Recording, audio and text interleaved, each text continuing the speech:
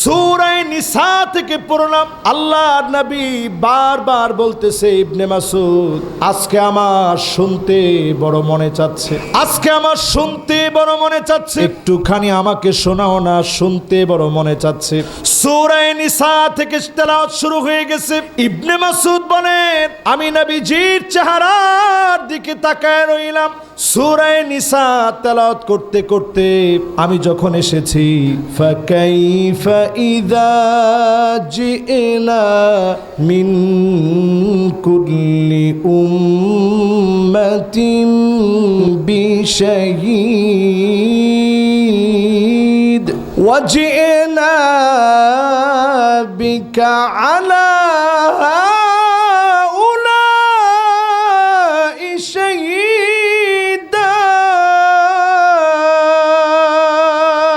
ইবনে মাসউদ বলেন, আমি নবীজির চেহারার দিকে তাকায় রইলাম।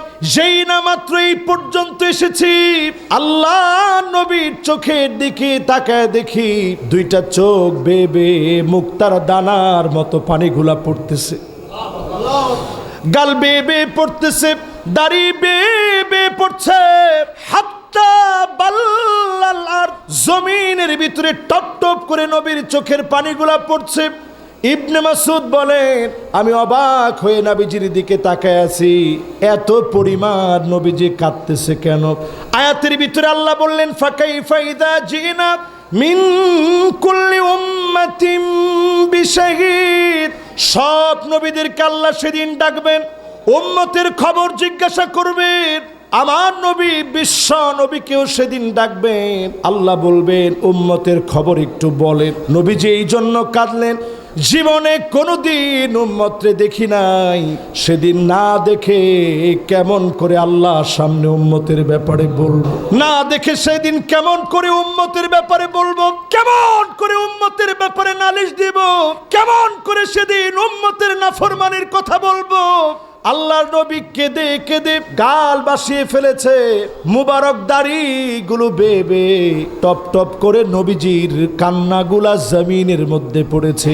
এত পরিমাণ কান্না নবীজি কেঁদেছেন কাদের জন্য? মহব্বত নিয়ে বলেন, কাদের জন্য?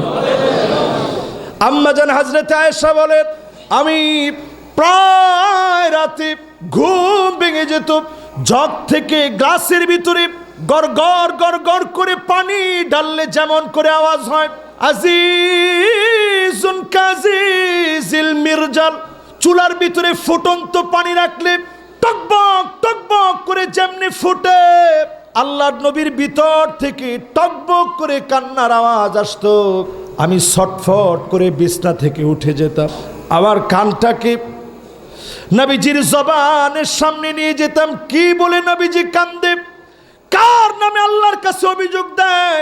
আম্মা জান আয়েশা বলেন, যখনই আমি আমার কানটাকে নিয়ে যেতাম, আমি শুনতাম অন্য কোনো কিছু বলে নবীজি কান্দে না, নবীজি শুধু কান্দে আর বলে, আল্লাহুম্মা উম্মতি, আল্লাহুম্মা উম্মতি, ও আল্লাহ আমার উম্মত, আমার উম্মত বলে নবীজি সেজদায় গিয়ে আমার আপনার জন্য কাঁদে। জোরে করে আল্লাহু আকবার। আল্লাহর নবী সেদিন, সব নবীরা যেদিন ইয়া নাফসি ইয়া নাফসি বলে সব নবীরা যেদিন পেরেশান হবে, সেই দিনও নবী উম্মতি উম্মতি বলবে। আল্লাহ বলবেন, ইরফা রাসাক, নবী মাথাটা আপনি উঠান, আর কাঁদবেন না। সালতো তো, যাকে মনে চায় যা মনে চায় আপনি বলেন। ইশফা তুশাফাত, যাকে মনে চায় শাফাত করেন। সেদিন নবী শাফাত করলে যিনি মাফ করে জান্নাতি বানায় দিবেন তিনি কে? নবীজি সেদিন আল্লাহর জান্নাতের দরজায় যখন দাঁড়াবে, ইন্নাল হামদালিল্লাহ হামদান ইয়ালিকু বিজালালিহি ওয়া কামালিহি সুবহানাহু ওয়া তাআলা লাহুল হামদু ফিল উলা ওয়াল আখিরা اللهم إنا نشهدك ونشهد ملائكتك أنك أنت الله لا إله إلا أنت فهو الواحد الأحد الفرد الصمد الذي لم يلد ولم يولد ولم يكن له كفوا أحد ونشهد أن سيدنا وسندنا وحبيبنا وحبيب ربنا وطبيبنا وطبيب قلوبنا محمد صلى الله عليه وعلى آله وأصحابه وبارك وسلم الذي أرسله بالحق بشيرا ونذيرا وداعيا إلى الله بإذنه وسراجا منيرا فقد قال الله تعالى في كلامه المجيد وفي فرقانه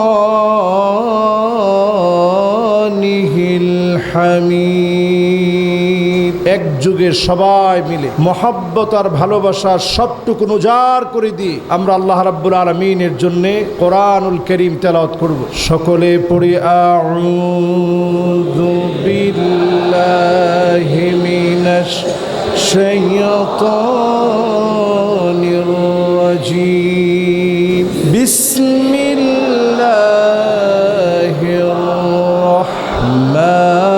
রাহমানির রহিম ওয়ামা আরসালনাকা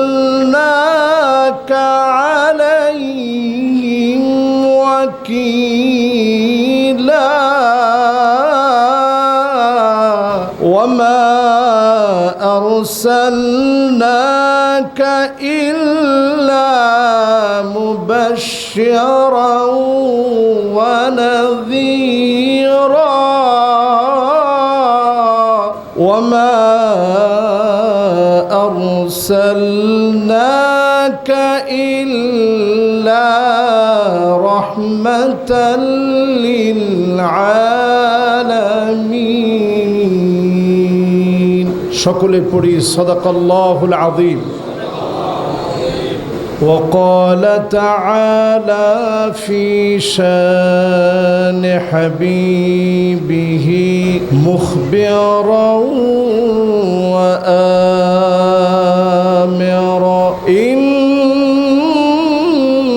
الله وملائكته يصلون على النبي يا أيها الذين آمنوا صلوا عليه وسلموا تسليما اللهم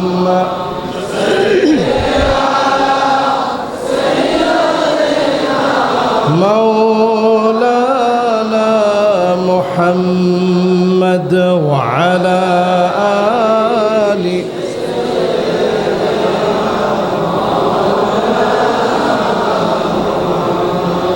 নহে সমাপ্ত কর্ম মোদের অবসর কোথা বিশ্রামের উজ্জ্বল হয়ে ফোটেনি আজ সুবিমল জ্যোতি তৌহিদের আল্লাহুম্মা সাল্লি আলা মাওলানা মুহাম্মদ ওয়া আলা আলি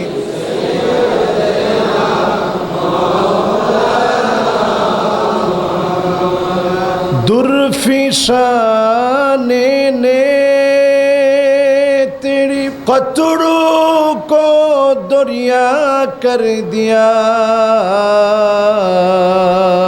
दिल को रोशन कर दिया आँखों को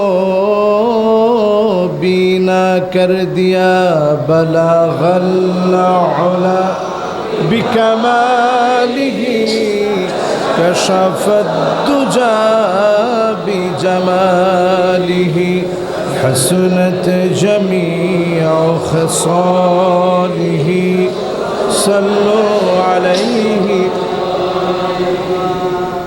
अगर ना होती ये फूल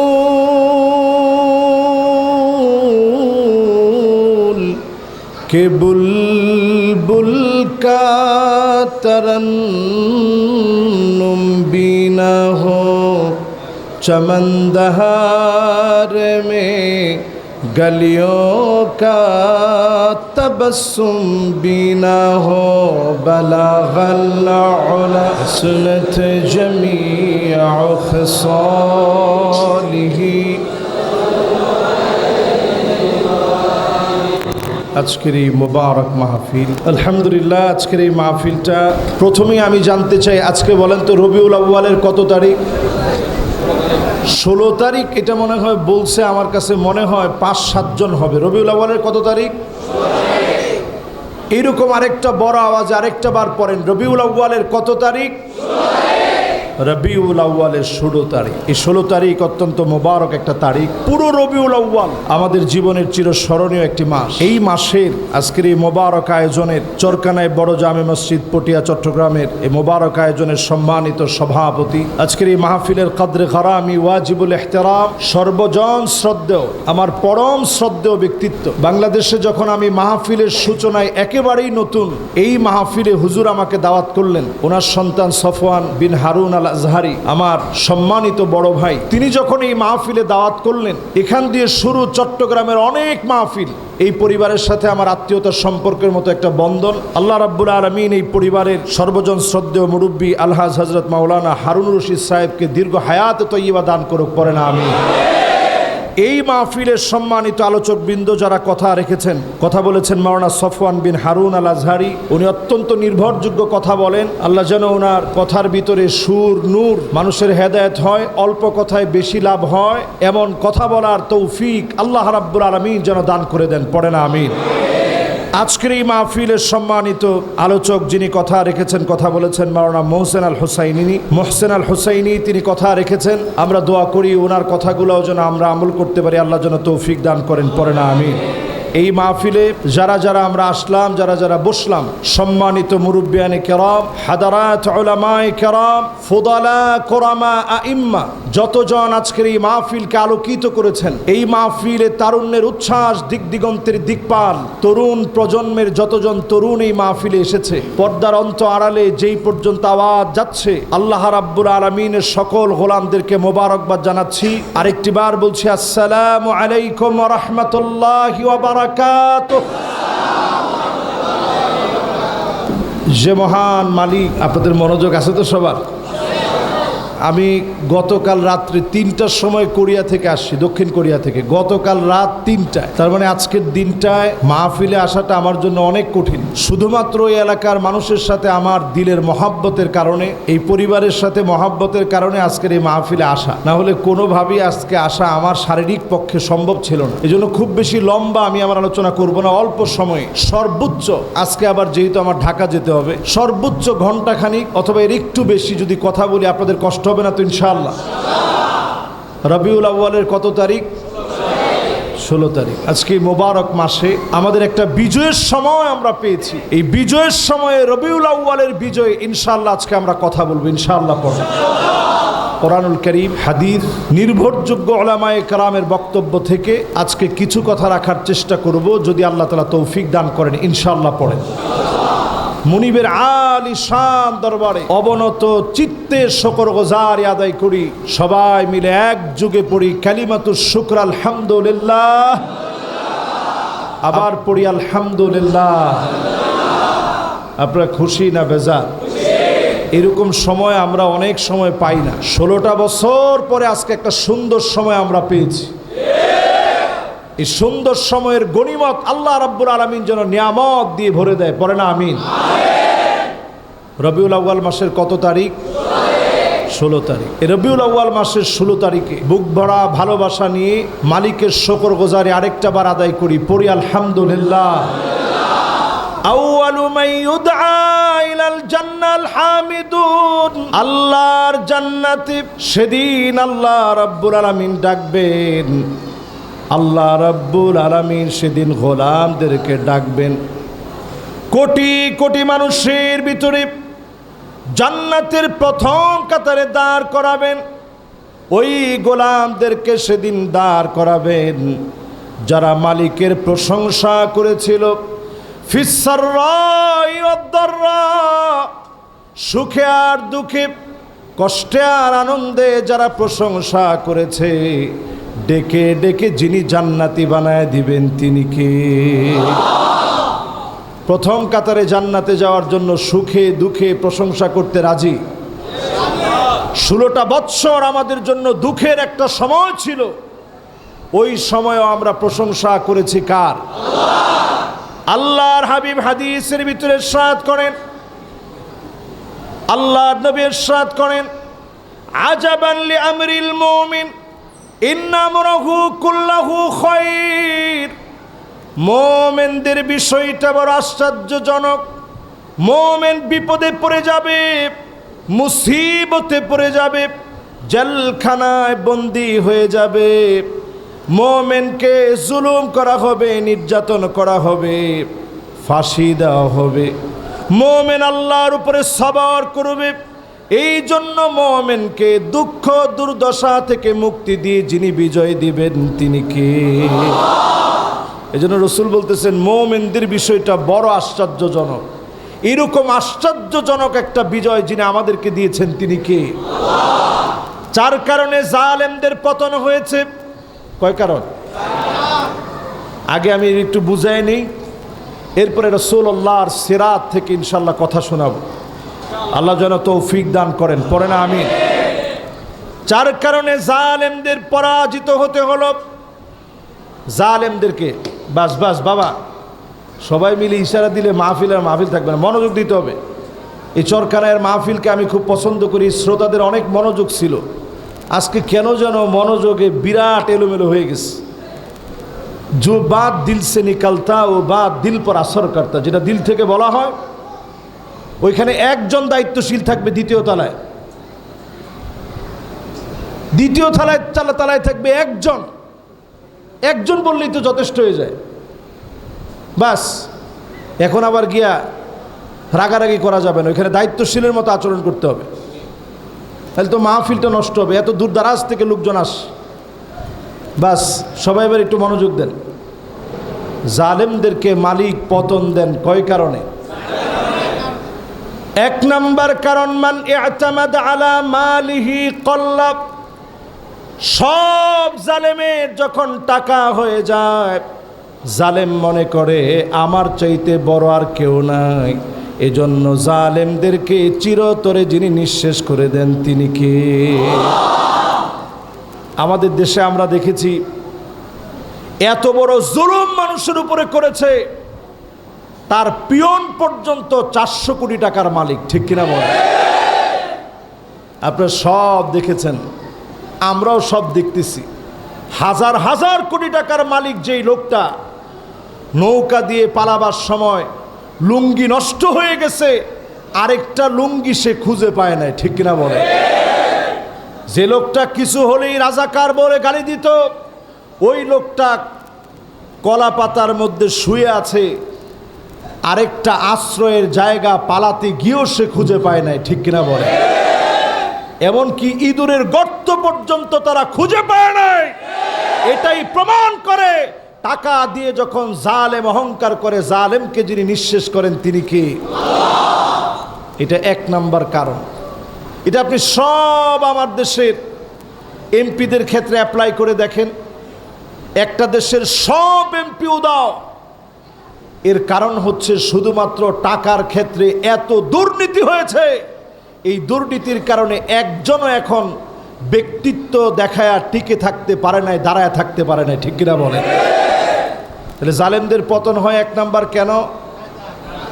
টাকার কারণে। আমাদের দেশে এই যে পতন হয়েছে, এই পতনের পিছনে আপনি মিলায়া দেখেন, জালেমরা সবচেয়ে বেশি লুটপাট আর দুর্নীতি করেছে। ঠিক কিনা বলেন? দুই নম্বরে জালেমদেরকে আল্লাহ যখন পতন দিবেন, ওমান ইয়াতামাদা আলা নাসি মাল্লা, চারদিকে জালেম যখন মনে করবে আমার চারপাশে লোকজন দিয়ে ভরা, আমার চারপাশে আমার লোকজন দিয়ে ভরা, আমার নেতা কর্মী দিয়ে ভরা, আমার র্যাব, আমার পুলিশ সব আমার পক্ষে কাজ করবে। আপনি যখন সবাইকে আপনার লোক মনে করবেন আর জুলুম চালায়া যাবেন, এই লোকদেরকে দিয়ে যিনি নিঃশেষ করে দিবেন তিনি কে? আজকে সেনাপ্রধানের দিকে তাকায় দেখেন, নিজের ফুফাতো বোনের জামাই হওয়ার পরেও ওয়াকারুজ্জামান সার দেন নাই। আল্লাহ বোঝা দিলেন, তুমি তোমার চারপাশের লোকজন অনেক আছে বলে অহংকার করলা, এই লোকজনই তোমাকে পতনের জন্য যথেষ্ট হয়ে যাবে। ঠিক কিনা? আমি যে কথাটা বলছি এটা কি আসলে মিলতেছে আপনাদের সাথে? তাহলে এক নাম্বারটা কি? দুই নাম্বার, আপনি যখন মনে করবেন সব লোকজনকে কিনে ফেলেছেন, তখনই জালেমদেরকে যিনি পতন দিবেন তিনি কি? এবার আসুন তিন নাম্বারে, ওমান ইয়াতামাদা আলা আকলিহি দাল্লা। আপনি যদি মনে করেন ব্রেন দিয়ে ইসলামকে শেষ করবেন, তিল তিল ইসলামকে ধ্বংস করবেন, আপনাকে যিনি নির্বোধ বানায়া, পাগল বানায়া লাঞ্ছিত অপদস্থ করবেন তিনি কে? এখন আপনি তাদের দিকে তাকায় দেখেন, কেউ কাউকে যখন তারা রিমান্ডে নিয়েছে কি পরিমাণ জুলুম চালিয়েছে, এখন তাদেরকে যখন রিমান্ড দেওয়া হচ্ছে তারা এখন পাগলের মতো হাসতেছে। কারো মাথার উপরে হেলমেট পরা, হেলমেট টেনে এরপরে মাথার উপরে সাধারণ জনতা হাদিয়া দিয়ে দিচ্ছে। ঠিক কিনা বলেন? সিলেটের মানুষ আতিথি পরায়ণ, অতিথি পরায়ণ। সিলেটের মানুষ সেদিন আতিথিয়তায় মুগ্ধ করেছে, যার যতটুকুন ছিল ততটুকুন দিয়ে সেদিন মেহমানদারি করা হয়েছে। ঠিক কিনা বলেন? তার মানে বোঝা যায় এই ব্রেনটা আল্লাহ তাআলা দিয়েছে, এই ব্রেন লাগাবেন কার জন্যে? এই গত কয়েকটা দিন, একটা সপ্তাহ আমি ছিলাম সাউথ কোরিয়ায়। কি নাই সে দেশের! আপনি টয়লেটে বসলে দেখবেন আমেরিকান স্ট্যান্ডার্ড লেখা। আপনি মানে বুঝছেন? টয়লেটের ভিতরে লেখা আমেরিকান স্ট্যান্ডার্ড, মানে আপনি যে টয়লেটে বসছেন, টয়লেট করবেন, এটা আমেরিকান স্টাইলে হইতে হবে, মানে কোনো পানি নেই। আরে কথা কয় না, কি নাই? কোনো পানি। আমি বিমানবন্দর থেকে শুরু করে সব জায়গায় যখন ঝামেলায় পড়ে গেছি, হোটেলে যাওয়ার পরে চিন্তা করলাম যে আল্লাহ, এইখানেও কি একই রকম? দেখি না, এখন পানি আনার জন্য সামনে সুইচ দেওয়া আছে, সুইচ টিপ দিলে নিচ থেকে আস্তে পানি আসে, লেখা আমেরিকান স্ট্যান্ডার্ড। যেই মানুষের ভিতরে সব আছে, একেবারে রাত 9টার ভিতরে যারা ঘুমিয়ে পড়ে, আবার সকাল সকাল যারা উঠে যায়, এই মানুষের ভিতরে সব আছে, আধুনিকতার সব আছে। সারা পৃথিবীর অর্থনৈতিক স্বাবলম্বী দেশগুলোর ভিতরে 11 নাম্বার তারা। সব থাকার পরেও ইসলাম না থাকার কারণে কোনো কিছুই তাদের ভিতরে নাই। ঠিক কিনা বল? মাত্র সেখানে মুসলমানের সংখ্যা 30 থেকে 35 হাজার, যেটা 1% হিসাবে দাঁড় করাতে পারবেন না। 100 জনের ভিতরে একজনও মুসলমান এরকম আপনি খুঁজে পাবেন না। অল্প গুটি কয়েক সেখানে মসজিদ আছে। এর মধ্যে আমাদের বাংলাদেশিরা অনেকগুলো মসজিদ করেছে। কোরিয়া মুসলিম কমিউনিটি সেখানে বড় বড় মসজিদ করার স্বপ্ন দেখছে, অলরেডি অনেকগুলো মসজিদ করেছে। বলার উদ্দেশ্য হচ্ছে এই, 1000 বছর আগে আমার দেশে যখন ইসলাম আসছে, আমার দেশে ইসলামের বয়স কত? 1000 বছরের উপরে। জোরে কোন আল্লাহু আকবার। ঠিক যখন আমার দেশে ইসলাম আসলো, একই সময়ে কোরিয়াতে ইসলাম ঢুকলো। সময়টা কিন্তু সমান সমান। কিন্তু এরপরেও আপনি যদি একটু তাকায়া দেখেন, ওইখানে আরবের লোকেরা গিয়ে কোনো কিছু করতে পারলো না। আরবের লোকেরা গিয়ে দেখলো তাদের খাদ্যাভ্যাস, যে সমস্ত খাবার তারা খায়, ইঁদুর, বানর, চিকা, কুকুর, শিয়াল থেকে শুরু করে সাপ, বিচ্ছু, কোনো কিছু বাদ নাই। আরবের লোকেরা এই খাদ্যাভ্যাসের কারণে তাদের থেকে চলে আসলেন। আমাদের এই অঞ্চলে যখন আসছে, মানুষের আতিথেয়তায় মুগ্ধ হয়ে আরবের লোকেরা এখানে ব্যবসা বাণিজ্য শুরু করলেন। আগে আসছিল ইসলামের দাওয়াত দিতে।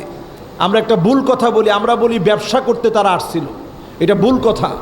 আগে আসছে তারা ইসলামের দাওয়াত দিতে, পরে তারা আমাদের এই দাওয়াতে যখন তারা মনোমুগ্ধ হয়েছে, এরপরে তারা আর দেরি করে নাই। এই দাওয়াত দেওয়ার পরে এইখানে থেকে গেছে, এখন খাবে কি, এজন্য ব্যবসা বাণিজ্য করেছে। এই লোকগুলো যখন আমাদের দেশে ঢুকেছে, মানুষের আতিথেয়তায় মুগ্ধ হয়ে তারা এই জায়গায় যখন ছিল, তাদের কারণে কালেমা এই জমিনে বিজয়ী হয়েছে বারবার। জোরে করে আল্লাহু আকবার। এই জমিনের ভিতরে যদি আপনি আপনার মেধা দিয়ে ইসলামকে যদি ধ্বংস করতে চান, আপনি পাগল হয়ে যাবেন। ইসলামকে চির বিজয়ী যিনি বানায় দিবেন তিনি কে? পাগল না হলে 12, 14, 15, 16 বছরের কোনো বাচ্চাদেরকে কেউ রাজাকার বলতে পারে না, ঠিক কিনা বল? দেখেন পাগল কাকে বলে। সারা জীবন রাজাকার বলে বলে অভ্যাস। এ জাতির শ্রেষ্ঠ সন্তান, অন্যতম আলেম, তাফসীর অঙ্গনের অন্যতম রূপকার আল্লামা সাঈদীকে যারা রাজাকার বলে গালি দিয়েছিল, রাজাকার গালি তাদের পতনের জন্য যথেষ্ট হয়ে গিয়েছে, ঠিক কিনা বল?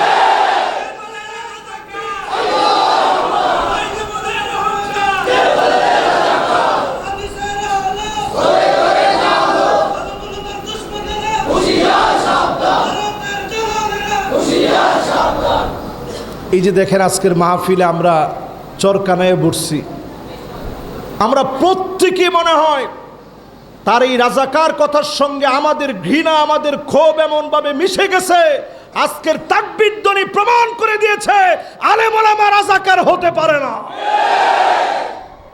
এ মাহফিল থেকে আমরা পরিষ্কার বলি, এই একটা মাত্র শব্দ রাজাকার, এই শব্দই তার জন্য কাল হয়ে গিয়েছে, ঠিক কিনা বলে? কেন? কারণ এতদিন ধরে এই রাজাকার শব্দটা ব্রেন থেকে দিয়ে ইসলামকে ধ্বংস করার যে নীল নকশা বাস্তবায়ন করতে চেয়েছিল স্বাধীন ভূখণ্ড বাংলাদেশে, এই বাস্তবায়ন আল্লাহ তাআলা হতে দেয় নাই, ঠিক কিনা বলে? কয় নাম্বারটায় আছি? খেয়াল আছে আপনাদের? মাশাআল্লাহ। বলেন তো 1 নাম্বারটা কি? টাকা দিয়ে। এই জন্য যতজন বসছেন অহংকার করবেন না, অহংকার করার কিছু নেই। টাকা আজ আছে, কাল থাকবে না। 2 নাম্বার, আপনার চারপাশে যখন লোকজন থাকবে আপনি মনে করবেন না কিছু একটা হয়ে গেছেন। যে এমপিদের পিছনে হুজুর হুজুর বলে পিছনে ঘুরত, এই এমপিরা এখন পালাবার মতো ইঁদুরের গর্ত পাচ্ছে না, ঠিক কিনা বলেন? এবার আসেন 3 নাম্বার। কয় নাম্বার? 3 নাম্বারটা কি বলেন তো দেখি? আকল আর ব্রেনকে যদি আপনি ইসলামের বিপক্ষে লাগান, যে কথা দিয়ে লাগিয়েছেন ওই কথা দিয়ে আল্লাহ পাক আপনাকে নাস্তানাবুদ করে, চির নাস্তানাবুদ করে জমিনে মিশায় দিবে, ঠিক কিনা বলেন? এবার 4 নাম্বারটা শুনেন। 4 নাম্বারে ওয়ামান ইয়াতামাদা আলা সুলতানিহি যাল্লা। কেউ যদি মনে করে এই চেয়ারে একবার বসেছি, এই চেয়ার একবার পেয়েছি, ক্ষমতার এই চেয়ার জীবনে কোনোদিন যাবে না, ওই জালেমকে যিনি পিটা নাস্তানাবুদ করে জমিন থেকে বিপরীতভাবে, জমিন থেকে বিপর্যয় দিয়ে যিনি পরাজিত করবেন তিনি কে? আল্লাহ পাক টেনে হিসড়ে নামায় দিবেন, তার চিহ্নকে নিশ্চিহ্ন করে দিবেন। জমিনের ভিতরে তার চিহ্ন থাকবে না, অপদস্থ লাঞ্ছিত হবে, টেনে হিসড়ে তাকে নামায় দেওয়া হবে, ঠিক কিনা বলে? এখন নামাইছে কেমনে? আপা আপনার হাতে আর 1 ঘন্টা সময় আছে, যা করার করেন। আপা তো মনে করছিল আজকেও পোলাও কোরমা সব রেডি, একটু পরেই পেট ভরে খাবো। আর আমার কাছে খবর আসবে যারা এই বৈষম্য বিরোধী ছাত্র আন্দোলনে নেতৃত্ব দিয়েছিল, হাজার হাজার লাশ পড়ে গেছে, যে যার মতো বাসায় চলে গেছে। আপনার ক্ষমতার কিছু হয় নাই, আল্লাহ পাক ওই জালেমকে টেনে হিচড়ে ক্ষমতা থেকে নামায় দিয়েছে, ঠিক কিনা বলেন? আল্লাহ বুঝায় দিলেন, যারা ক্ষমতাকে চিরস্থায়ী মনে করবে, হোক ফেরাউন, হোক নমরুদ, হোক কারুন, হোক হামান, যারা এই ক্ষমতাকে চিরস্থায়ী মনে করবে তাদেরকেই যিনি টেনে হিচড়ে নামায় দিবেন তিনি কি? তাহলে কয়টা হইল ভাই?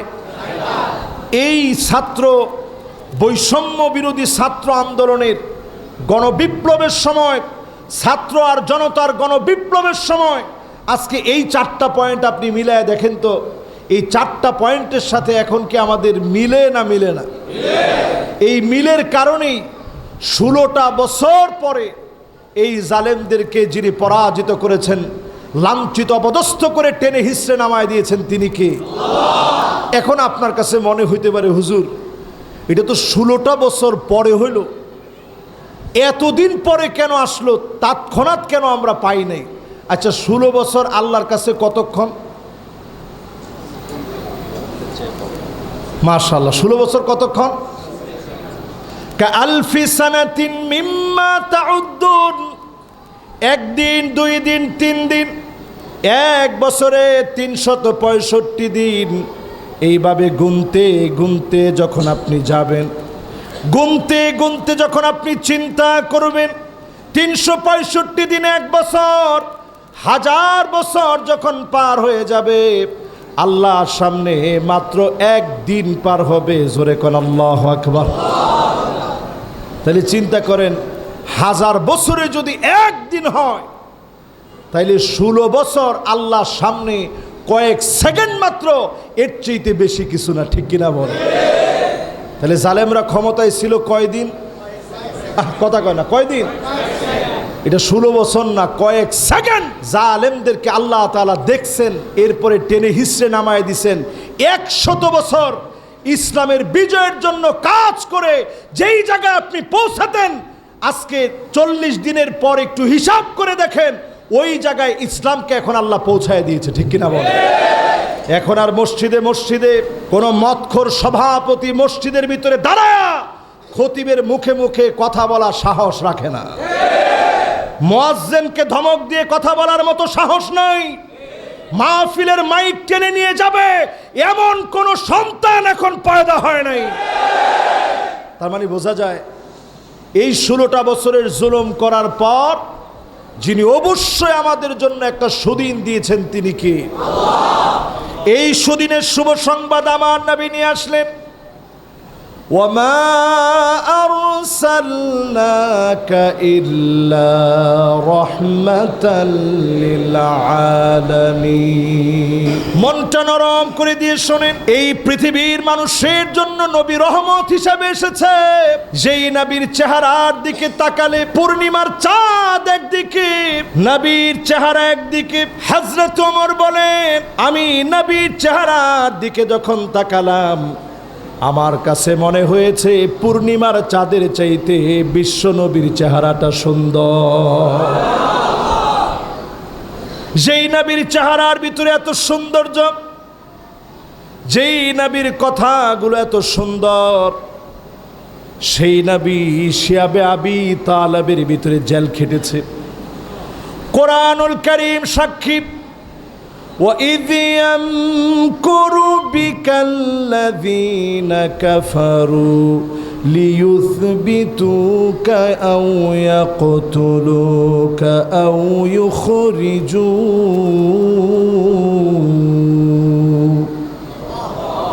নবী তারা আপনাকে জেলখানার ভিতরে বন্দী করে ফেলবে।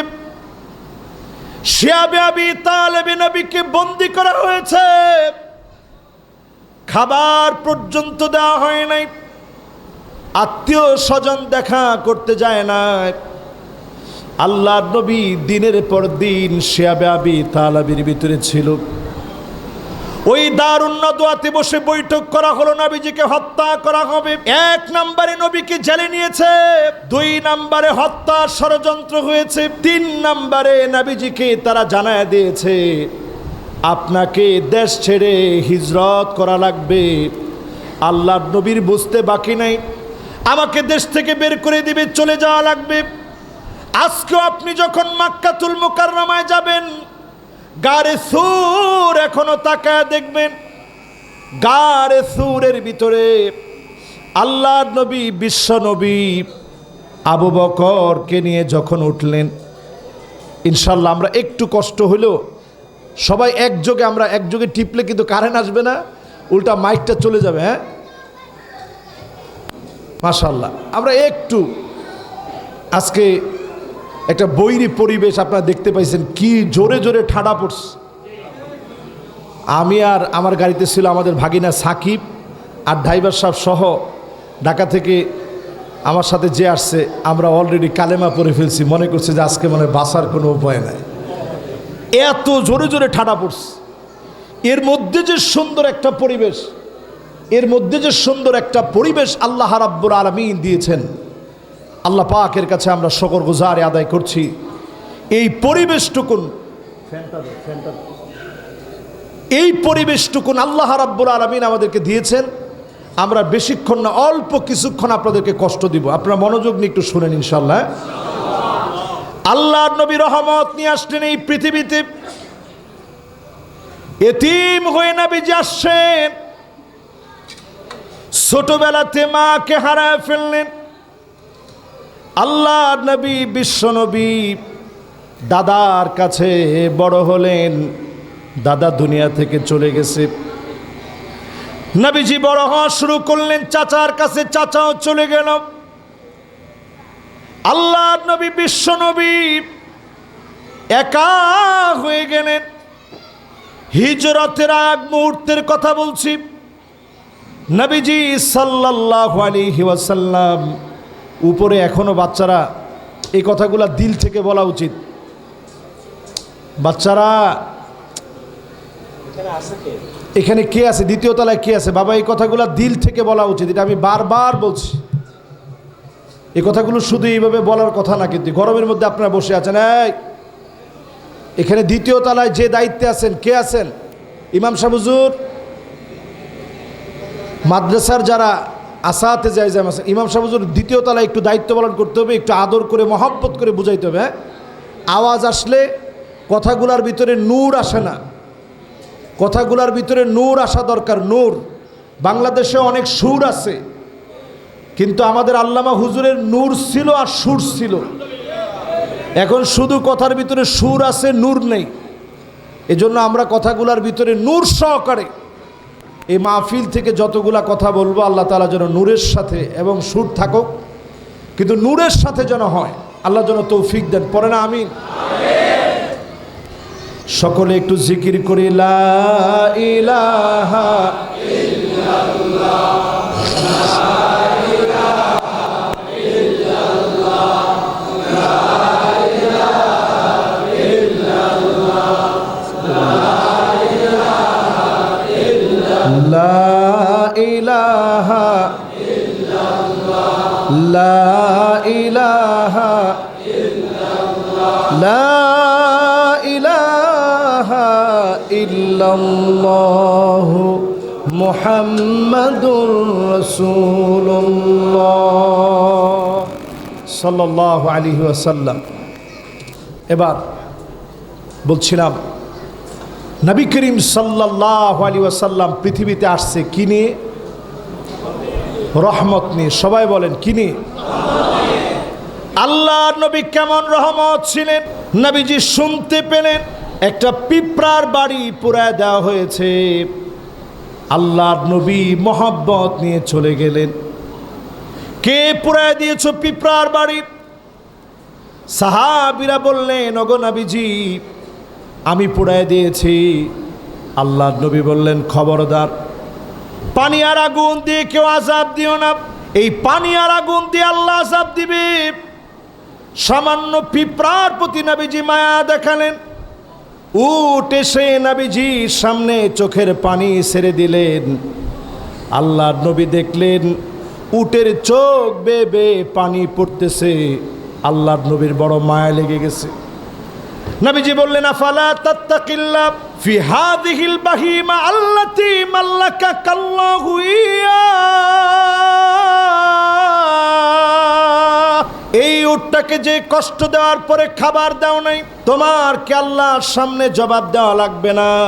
সাহাবী দাঁড়ায়া নবীজির সামনে কেঁদে ফেললেন, ওগো নবীজি আমি বুঝি নাই, এই উটের ব্যাপারে জবাব দেওয়া লাগবে আমি বুঝি নাই। একটা উটের উপরে জুলুম করলে যদি জবাব দেওয়া লাগে, 8 বছর রহমাতুল লিল আলামিন নবীর উম্মতদেরকে যারা আয়না করে রেখেছে, অবশ্যই জবাব দেওয়া লাগবে, দুনিয়াতেও দেওয়া লাগবে, আখিরাতেও দেওয়া লাগবে, ঠিক কিনা বলে?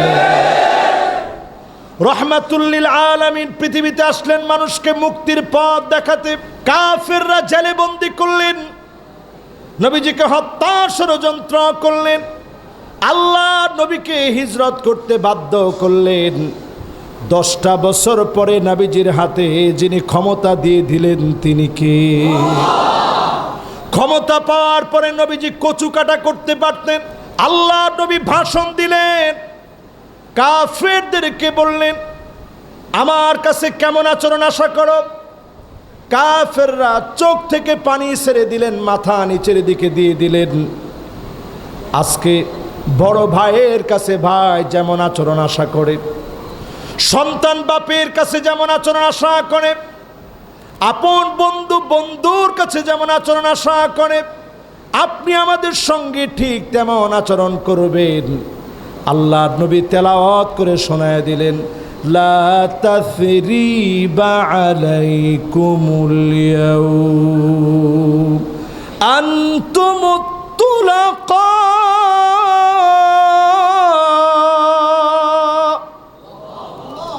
সদ্য প্রসূত শিশু বাচ্চা, তার যেমন স্বাধীনতার কোনো চিন্তা করা লাগে না, তোমাদের কোনো চিন্তা নাই।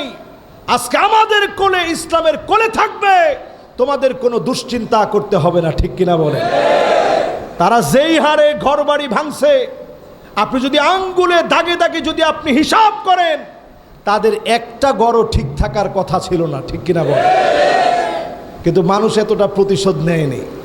2-1 জায়গায় বিচ্ছিন্ন ঘটনা যেগুলো হয়েছে, সেগুলোর জন্য আপনি পিছনে ঘেটে দেখবেন নানাভাবে তারা করেই আরেকজনকে দোষী বানাতে চাচ্ছে, ঠিক কিনা?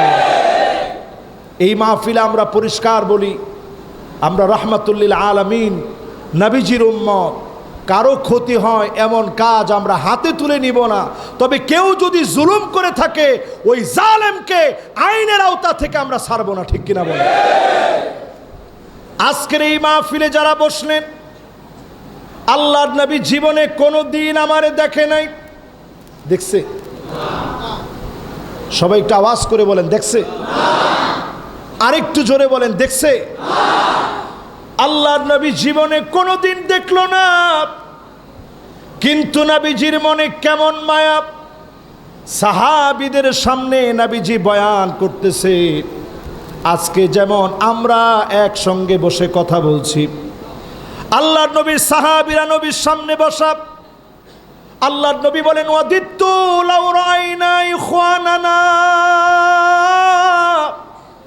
আমার ভাইগুলাকে যদি এক নজর দেখতে পেতাম, এক নজর যদি আমার ভাইগুলাকে পেতাম। সাহাবায়ে কেরাম সঙ্গে সঙ্গে বললেন, ওগো নবীজি আমরা কি আপনার ভাই না? ওগো নবীজি আমরা কি আপনার ভাই না? আমরা কি আপনার ভাই নই? আল্লাহর নবী বলেন, না না, তোমরা আমার ভাই না। বাল আনতুম আসহাবি, তোমরা তো আমার সাহাবী। আমার ভাই তো হবে তারা, মান আমানা বি ওয়া লাম ইয়ারানি,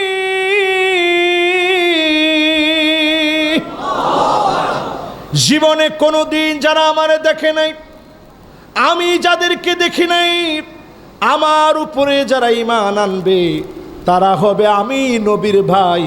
আল্লাহর নবী আদর করে ভাই বলে যাদেরকে সম্বোধন করলেন তারা কারা? মহব্বত নিয়ে বলেন কারা?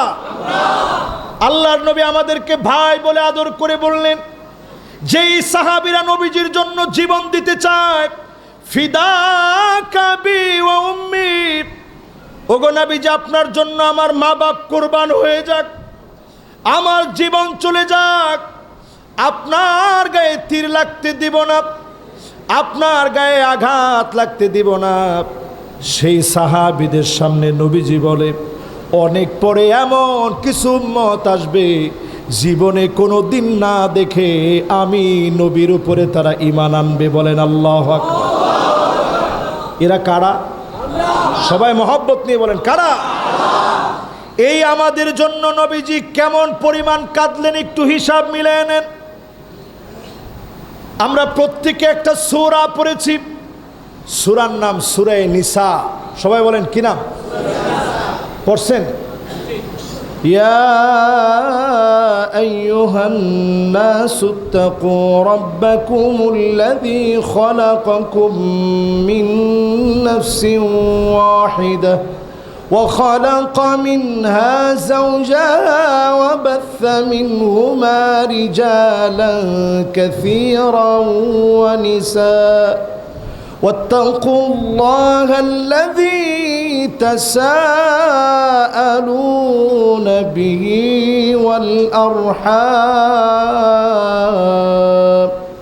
কার কথা? সূরা নিসা। মনে থাকবে তো সবার ইনশাআল্লাহ। আব্দুল্লাহ বিন মাসউদ নবীজির সামনে আসলেন, ছোট একজন সাহাবী। ওনার দুইটা পা ছিল চিকন চিকন। এই যে আমাদের এই চরকানায় মসজিদে এমনও বাচ্চা আছে 8 বছর বয়স, 40 দিনে 100 কত রাকাত, 100 কত ওয়াক্ত, 200 ওয়াক্তের ভিতরে কত ওয়াক্ত জানি পড়ছে ও?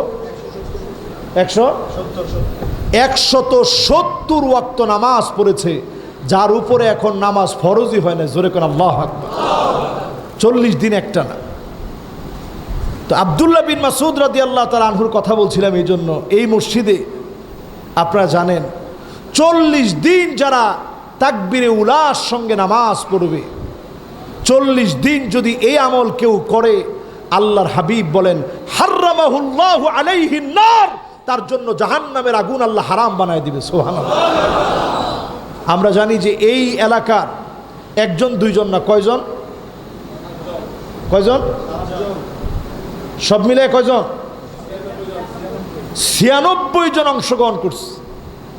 একটু একটু অনেকের মিস হয়েছে, 1 ওয়াক্ত 2 ওয়াক্ত 3 ওয়াক্ত। এই যে 96 জন অংশগ্রহণ করেছে, আল্লাহর কাছে কোনো কিছু কম নাই। আল্লাহু আতিয়াব ওয়া আকসার। শুধু যারা অংশগ্রহণ করলো, চেষ্টা করলো, আমরা তো মনে করি আল্লাহ চাইলে জাহান্নামের আগুন হারাম বানায় দিবে। জোরে কোন আল্লাহু আকবার। সাহাবীর কি নাম? আব্দুল্লাহ বিন মাসউদ। দুইটা পা ছিল চিকন চিকন। আল্লাহর নবী একদিন দেখলেন তিনি পড়ে গেছেন, খুব জোরে বাতাস আসছে। আজকে যেরকম জোরে বাতাস আসছিল, এরকম প্রচণ্ড জোরে যখন বাতাস এসেছে, আব্দুল্লাহ বিন মাসউদ উল্টায় পড়ে গেছেন, চিকন চিকন পা। সাহাবায়ে কেরাম হেসে ফেলছে। আল্লাহর নবী বললেন, সাহাবীরা তোমরা জানো আমার আব্দুল্লাহ বিন মাসউদ আমার কাছে এত দামি, তার এই দুইটা পা যদি আল্লাহর আদালতে দাড়িপাল্লায় একদিকে রাখা হয়, অন্যদিকে যদি উহুদ পাহাড়টা রাখা হয়, 6 কিলোমিটার লম্বা, হাজার হাজার টন, এই উহুদ পাহাড়টা একদিকে, দুইটা পা একদিকে, ইবনে মাসউদের দুইটা পায়ের ওজন ভারী হয়ে যাবে। সুবহানাল্লাহ। সেই সাহাবী ইবনে মাসউদকে আল্লাহর হাবিব বললেন, ইকরা, ইবনে মাসউদ তুমি একটু পড়ো। স্বাভাবিক ছোট্ট মানুষ, তিনি দুর্বল মানুষ, রাসূল বলছেন পড়ো। উনি চিন্তা করলেন, এখন পড়ো বললে আমি পড়লে আমার কাছে তো ডর লাগতেছে, ভয় লাগতেছে, রাসূলের সামনে কেমনে পড়ব। স্বাভাবিক এই মাহফিলের ভিতরে হাজার হাজার মানুষের ভিতরে আমরা যদি একজনকে দাঁড় করাই দিই পড়েন, তাহলে তার জন্য এটা সহজ না কঠিন? আর রাসূলের সামনে পড়া সহজ না কঠিন? হুজুরের সামনে যদি দাঁড় করানো হয়, এখনো তো আমরা যখন হুজুরের সামনে বয়ান করি এখনো আমাদের কাছে ভয় ভয় লাগে যে কোন কথা থেকে কোন কথা কেমন হয়ে যায়। আর রসুলের সামনে পড়বেন, সাহাবীর নাম কি? আব্দুল্লাহ বিন মাসউদ বলেন, আমি তেলাওয়াত শুরু করলাম, সূরা নিসা থেকে পড়লাম। আল্লাহর নবী বারবার বলতেছে, ইবনে মাসউদ আজকে আমার শুনতে বড় মনে চাচ্ছে, আজকে আমার শুনতে বড় মনে চাচ্ছে, একটুখানি আমাকে শোনাও না, শুনতে বড় মনে চাচ্ছে। সূরা নিসা থেকে তেলাওয়াত শুরু হয়ে গেছে। ইবনে মাসউদ বলেন, আমি নবীজির চেহারার দিকে তাকায় রইলাম। সূরা নিসা তেলাওয়াত করতে করতে আমি যখন এসেছি, ফাকাইফা ইযা জিনা মিন কুল্লি উম্মাতিন বিশাহীদ ওয়া জিনা বিকা আলা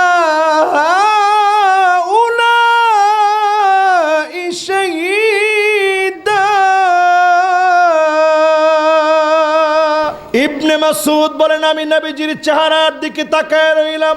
যেই না মাত্র এই পর্যন্ত এসেছি, আল্লাহ নবীর চোখের দিকে তাকায় দেখি দুইটা চোখ বেয়ে বেয়ে মুক্তার দানার মতো পানিগুলা পড়তেছে, গাল বেয়ে বেয়ে পড়তেছে, দাড়ি বেয়ে বেয়ে পড়ছে, হাত্তা বাল্লাল আর জমিনের ভিতরে টপ টপ করে নবীর চোখের পানিগুলা পড়ছে। ইবনে মাসউদ বলেন, আমি অবাক হয়ে নবীজির দিকে তাকায় আছি, এত পরিমাণ নবীজি কাঁদতেছে কেন? আয়াতের ভিতরে আল্লাহ বললেন, ফাকাইফা ইযা জিনা মিন কুল্লি উম্মাতিন বিশাহীদ, সব নবীদেরকে আল্লাহ সেদিন ডাকবেন, উম্মতের খবর জিজ্ঞাসা করবেন। আমার নবী বিশ্ব নবীকেও সেদিন ডাকবেন, আল্লাহ বলবেন উম্মতের খবর একটু বলেন। নবীজি এই জন্য কাঁদলেন, জীবনে কোনোদিন উম্মতরে দেখি নাই, সেদিন না দেখে কেমন করে আল্লাহর সামনে উম্মতের ব্যাপারে বলবো, না দেখে সেদিন কেমন করে উম্মতের ব্যাপারে বলবো, কেমন করে উম্মতের ব্যাপারে নালিশ দিব, কেমন করে সেদিন উম্মতের নাফরমানির কথা বলবো। আল্লাহর নবী কেঁদে কেঁদে গাল বাসিয়ে ফেলেছে, মুবারক দাড়িগুলো বেয়ে বেয়ে টপ টপ করে নবীজির কান্নাগুলা জমিনের মধ্যে পড়েছে। এত পরিমাণ কান্না, নবীজি কেঁদেছেন কাদের জন্যে? মহব্বত নিয়ে বলেন, কাদের জন্য? আম্মা জান হযরতে আয়েশা বলেন, আমি প্রায় রাতে ঘুম ভেঙে যেত, জগ থেকে গ্লাসের ভিতরে গড় গড় গড় গড় করে পানি ঢাললে যেমন করে আওয়াজ হয়, আজিজুন কাজিজিল মিরজাল, চুলার ভিতরে ফুটন্ত পানি রাখলে টকবক টকবক করে যেমনি ফুটে, আল্লাহর নবীর ভিতর থেকে টকবক করে কান্নার আওয়াজ আসতো। আমি ছটফট করে বিছনা থেকে উঠে যেতাম, আমার কানটাকে নবীজির জবানের সামনে নিয়ে যেতাম, কি বলে নবীজি কান্দে, কার নামে আল্লাহর কাছে অভিযোগ দেয়। আম্মা জান আয়েশা বলেন, যখনই আমি আমার কানটাকে নিয়ে যেতাম, আমি শুনতাম অন্য কোনো কিছু বলে নবীজি কান্দে না, নবীজি শুধু কান্দে আর বলে, আল্লাহুম্মা উম্মতি, আল্লাহুম্মা উম্মতি, ও আল্লাহ আমার উম্মত, আমার উম্মত বলে নবীজি সেজদায় গিয়ে আমার আপনার জন্য কাঁদে। জোরে করে আল্লাহু আকবার। আল্লাহর নবী সেদিন, সব নবীরা যেদিন ইয়া নাফসি ইয়া নাফসি বলে সব নবীরা যেদিন পেরেশান হবে, সেই দিনও নবী উম্মতি উম্মতি বলবে। আল্লাহ বলবেন, ইরফা রাসাক, নবী মাথাটা আপনি উঠান, আর কাঁদবেন না। সালতো তো, যাকে মনে চায় যা মনে চায় আপনি বলেন। ইশফাতু শাফাত, যাকে মনে চায় শাফাত করেন। সেদিন নবী শাফাত করলে যিনি মাফ করে জান্নাতি বানায় দিবেন তিনি কে? নবীজি সেদিন আল্লাহর জান্নাতের দরজায় যখন দাঁড়াবে, মনোযোগ আছে তো সবার? আলহামদুলিল্লাহ, সুন্দর একটা মনোযোগ আছে। একেবারে আজকে কথাগুলা বাড়ি পর্যন্ত নিয়ে যাবেন, পারবেন না ইনশাআল্লাহ? আল্লাহর জান্নাতের সামনে নবীজি গিয়ে দাঁড়ালেন। দরজার মধ্যে যখন নক করছে, দরজাটা খুলবে, ফেরেশতা প্রশ্ন করছে, মান আনতা, কে তুমি? নবীজি বললেন, আনা মুহাম্মদ, আমি মুহাম্মদ সাল্লাল্লাহু আলাইহি ওয়াসাল্লাম এসেছি। দ্বার রক্ষী ফেরেশতা বলে দিয়েছে, বিকা উমিরতু লা আফতাহু লিআহাদিন ক্বাবলাক, কারো জন্য জান্নাতের দুয়ার খোলা হয় নাই, নবী জান্নাতের দরজা খোলা, এখনই আপনি জান্নাতে প্রবেশ করেন। এতদিন ধরে জান্নাত আপনার অপেক্ষায় আছে, বলেন আল্লাহু আকবার। সেই জান্নাতের ভিতরে গিয়ে নবীজি কারো কথা মনে করবে না। নবীজি সেদিন মনে করবে, আল্লাহ কোথায় আমার সে উম্মত, কোন নবীর উম্মত যেন আগে জান্নাতে না যায়। হাত্তা তাদখুলা উম্মতি, আগে আমার গুনাহগার উম্মত গুলা যাবে, তারপরে অন্য নবীর উম্মতেরা যাবে, বলেন আল্লাহু আকবার। সেই সময় নবী কাঁদবে, কাদের জন্য? আমাদের জন্য। পুল সিরাতটা পাড়ি দিতে গিয়ে মানুষের হাত কেটে নিচে থাকবে জাহান্নাম, জাহান্নামের মধ্যে পড়ে যাবে, পা কেটে জাহান্নামের মধ্যে পড়ে যাবে। মানুষ হামাগুড়ি দিয়ে বাঁচার চেষ্টা করবে। আর কিছু মানুষ থাকবে এমন, সে যখন পার হয়ে যেতে নিবে, এত দ্রুত বেগে পার হবে, আর শরীর থেকে এমন একটা আলো বের হবে, নিচ থেকে জাহান্নাম ডাক দিয়ে বলবে, জুজিয়া মুমিন ইন্না নূরাকা ইউতফিউ লাহাবি, ও মুমিন তুমি দ্রুত চলে যাও, তোমার আলোর কারণে জাহান্নামের আগুন নিভে যাচ্ছে, বলেন আল্লাহ। প্রিয় চরকানায়বাসী, নবীর উম্মতের কত দাম, নবীর উম্মতের কত শান, কত মান যদি আজকের এই মাহফিলে বলতে থাকি, আর আপনি যদি আমল করতে শিখেন, নিশ্চয় আপনি শান মান পাবেন। নবীর উম্মত হওয়ার কারণে যিনি মাফ করবেন তিনি কে? এবার আসেন আল্লাহর হাবিব সেদিন পুলসিরাতে আমার জন্য দাঁড়ায় কি বলবে? একজন একজনকে নবীজি সেদিন দেখবে, কারো হাত কাটা, কারো পা কাটা, কারো শরীরের কোমর থেকে কেটে গেছে।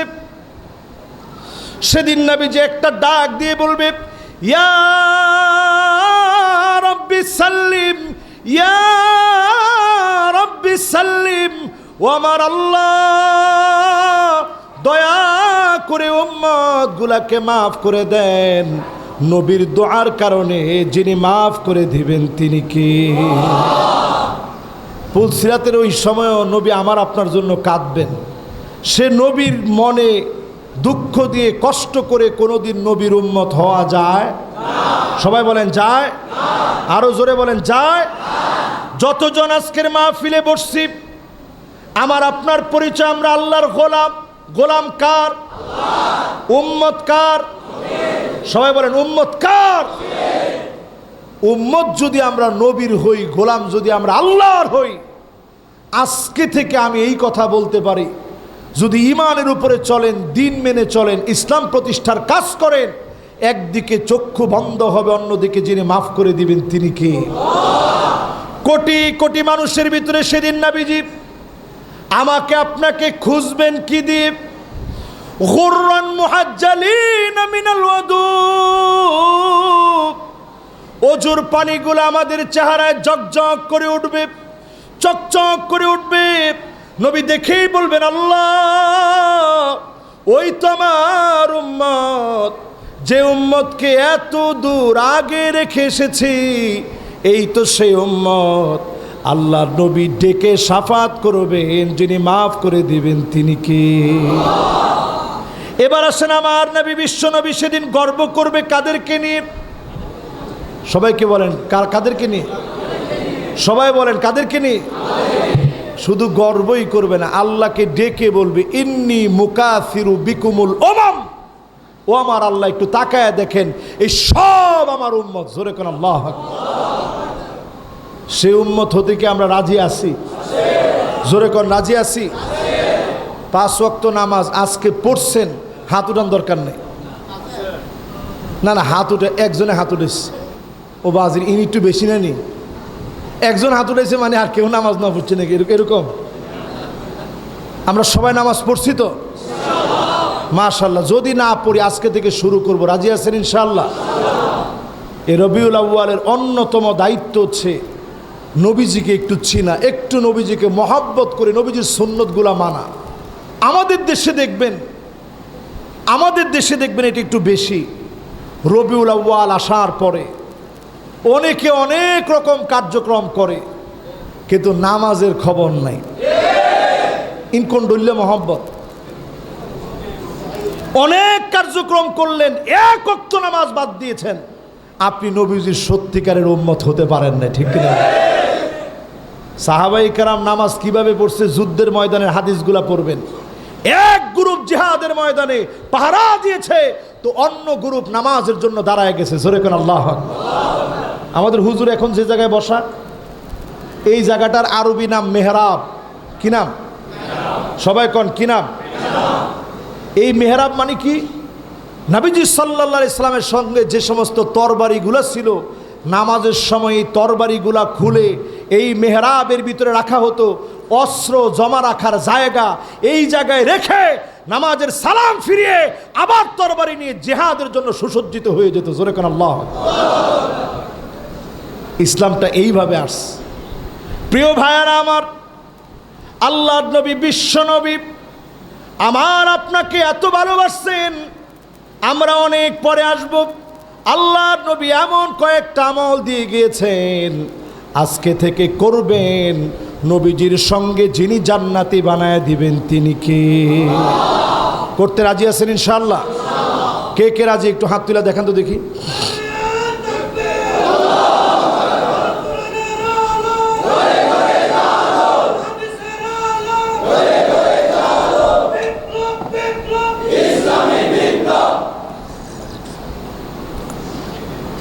মাশাআল্লাহ। এখনো কি আল কোরআনের আলো আপনারা ঘরে ঘরেই জ্বালাইতে চান? আসলে সংসদে মন থেকে চান না, না মন থেকে যারা চান তারা এই মুহূর্তে এসেও স্লোগানে আপনারা বলতে পারলেন না আল কোরআনের আলো কোথায় জ্বালাবেন? দেখি একজন এই স্লোগানটা দেন তো দেখি।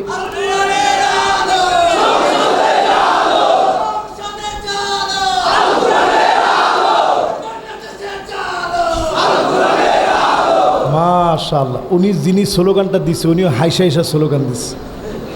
হুজুর, এটা যদি আল্লাহ আমাদেরকে খাওয়ায় দেয়, আল্লাহ আপনারা আমারে খাওয়ায় দিবে না। যে সুযোগ দিছে কাজে লাগান, যদি কাজে না লাগান এমন দিন আসবে পিঠের ভিতরে সালা লাগায় বাঁচার সুযোগ থাকবে না, ঠিক কিনা বলেন? কাজে লাগান। দুনিয়ার অবস্থা মোটেও ভালো না, এই কথাটা আজকে আমি বলতাম না। আমি যত দুনিয়ার মধ্যে ঘুরি আমি দেখি আমার চোখে বাংলাদেশের চাইতে ভালো মানুষ আল্লাহর জমিনে এখন আর নাই। তোমার ঠিক তো কয় না? আরো জোরে কয়। এই দেশে আমরা মাহফিল শোনার জন্য যে শ্রম দেই, আপনারা অনেকে মনে করবেন শ্রম দেই পরে তো নামাজ পড়ি না, কিন্তু যে শ্রমটুকুন আপনি দিলেন, নবীজির হাদিস বলছে একটা আয়াত বোঝার জন্য যদি কেউ বসে, নবীজি সাল্লাল্লাহু আলাইহি সাল্লামের হাদিস, ইয়া আবা যার লা আন তাকদুয়া ওয়া তাআল্লামা আয়াতাম মিন কিতাবিল্লাহ খায়রুন লাকা মিন আন তুসাল্লিয়া মিআতা রাকআহ।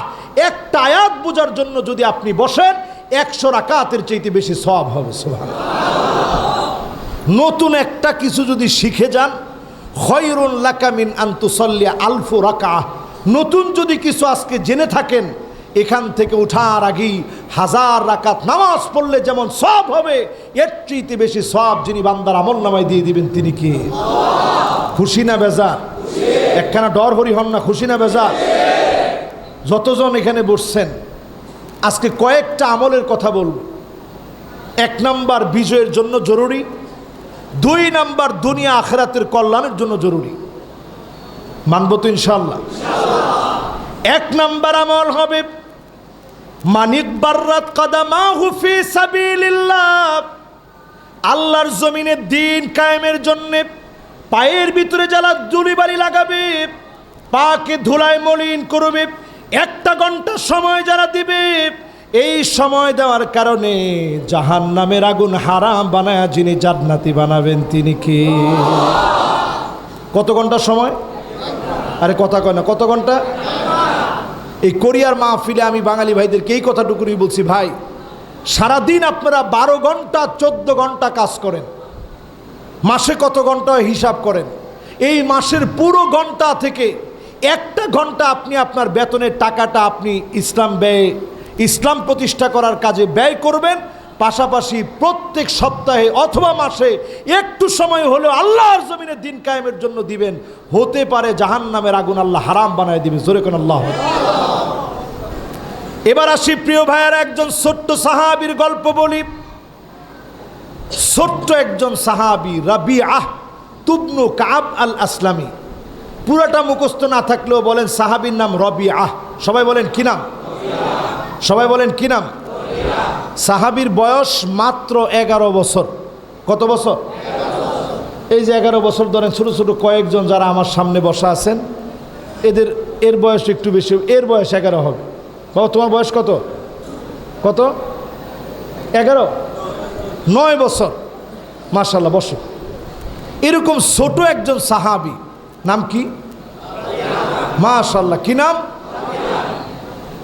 আপনাদের খুব ভালো মনোযোগ থাকে এবং মাহফিল আপনারা খুব ভালো বুঝেন, খুব সুন্দর মনোযোগ থাকে। সাহাবীর নাম কি? রাবিআহ। কত বছর বয়স? যেই সাহাবীর কোনো ঘর নাই, মসজিদ নববীতে যারা গিয়েছেন এই দিনের জন্য সাহাবীরা সুন্দর একটা ঘরের ভিতরে থাকতে পারে নাই, সুন্দর একটা পোশাক পরতে পারে নাই। আল্লাহর নবী প্রায় সময় ফজরের নামাজের জন্য খালি পেটে বের হয়ে যেতেন। নামাজ পড়ে মাসনুন দোয়াগুলো পড়ে আল্লাহর নবী সূর্য ওঠার পরে 2 রাকাত সালাত আদায় করে আল্লাহর নবী ঘরে ফিরে এসে বলতেন, প্রাণের স্ত্রীরা ঘরের ভিতরে কি কোনো খাবার আছে? স্ত্রীরা বলতেন, নবীজি কোনো খাবার নাই। মালানা সেই, ওগো নবীজি ঘরের ভিতরে কোনো খাবার নাই। আল্লাহর নবী কোনো অভিযোগ করতেন না, মুস্কি হাসি দিয়ে বলতেন, ইন্নী সুমতুল ইয়াউম, যাও আজকের দিনটাও আমি নবী না খেয়ে রোজা রেখে ফেললাম। ঘরের ভিতরে কোনো খাবার পান নাই, রাত্রিবেলায় এক ঢোক পানিও হয়তো খেতে পারেন নাই, সাহারিতে কোনো কিছু খেতে পারে নাই, রোজা রাখার নিয়ত ছিল না। সকালবেলায় খাবার না পেয়ে নবীজি বলে ফেলেছে, যাও আজকেও রোজা রেখে ফেললাম। এরপরও একটা বার আল্লাহর কাছে কোনো অভিযোগ দেন নাই। সেই নবীজির আদরের সাহাবী রাবিআহ, ঘর নাই, বাড়ি নাই, খাবার নাই, কিছুই নাই। 4 কিলোমিটার দূর থেকে নবীজিরে পানি এনে দেয়, 3 কিলোমিটার দূর থেকে পানি এনে দেয়, অনেক দূর দারাজ থেকে নবীজির জন্য পানি নিয়ে আসে। ফজরের নামাজের সময় নবীজির জন্য পানি নিয়ে আসছে। সেই মেঠো পথ পাড়ি দিয়ে, পাহাড়ি পথ পাড়ি দিয়ে পানি যখন নবীজিকে নিয়ে এনে দিয়েছে, আল্লাহর নবীর বড় মায়া লেগে গেছে। আল্লাহর নবী আদর করে বললেন, রাবিআহ আজকে তুমি কিছু একটা আমার কাছে চাও, চাইতে দেরি হবে, আমি নবীর দিতে দেরি হবে না। বলেন আল্লাহু আকবার। চাও রাবিআহ, তোমার ঘর নাই, বাড়ি নাই, মা নাই, বাপ নাই, কেউ নাই, কি লাগবে একটু আমার কাছে বলো। রাবিআকে নবীজি যখন চাইতে বললেন, আল্লাহর হাবিবের আদরের সাহাবী, মাত্র 11 বছর বয়স, তিনি বলেন, আসআলুকা মুরাফাকাতুকা ফিল জান্নাত, ওগো নবী আর কিছু চাই না, আল্লাহর জান্নাতে আপনার সঙ্গে একসাথে জান্নাতে থাকবো। বলেন আল্লাহু আকবার। সাহাবীর বয়স কত? 11 বছরের একজন সাহাবী, ঘর বাড়ি কিছু নাই, সুন্দর পোশাক নাই। নবীজি বলছে, কিছু চাও? সাহাবী বলে, মুরাফাকাতুকা ফিল জান্নাহ, অন্য কিছু চাই না, জান্নাতে একসঙ্গে থাকতে চাই। সুবহানাল্লাহ। এবার সাহাবী এই কথা বলার পরে নবীজি বলছে, ঠিক আছে, ওইটা না হয় হবে, নগদ কিছু চাও। জোরে কোন আল্লাহু আকবার। যখন নগদ চাইতে বললেন, সাহাবী রবিআ বলছে, নবী নগদ আমার কিচ্ছু লাগবে না, মুরাফাকা তুকাফিল জান্নাহ, শুধু জান্নাতে আপনাকে বন্ধু হিসাবে পেতে চাই। জোরে কোন আল্লাহু আকবার। আল্লাহর নবী বললেন, তাহলে শোনো, ফাইন্নি আলা নাফসিকা বিকাসরাতিস সুজুদ, অধিক পরিমাণে 2 রাকাত করে সেজদা দিবে, তাহাজ্জুদের নামাজ পড়বে, রাত্রিকালীন সময়ে আল্লাহর ইবাদতে নিজেকে নিমগ্ন করে ফেলবে। মানুষ যখন ঘুমায় থাকে নামাজের ভিতরে গুনগুন করে কাঁদবে। নবীজির সঙ্গে জান্নাতে যিনি মেহমান বানায় দিবেন তিনি কে?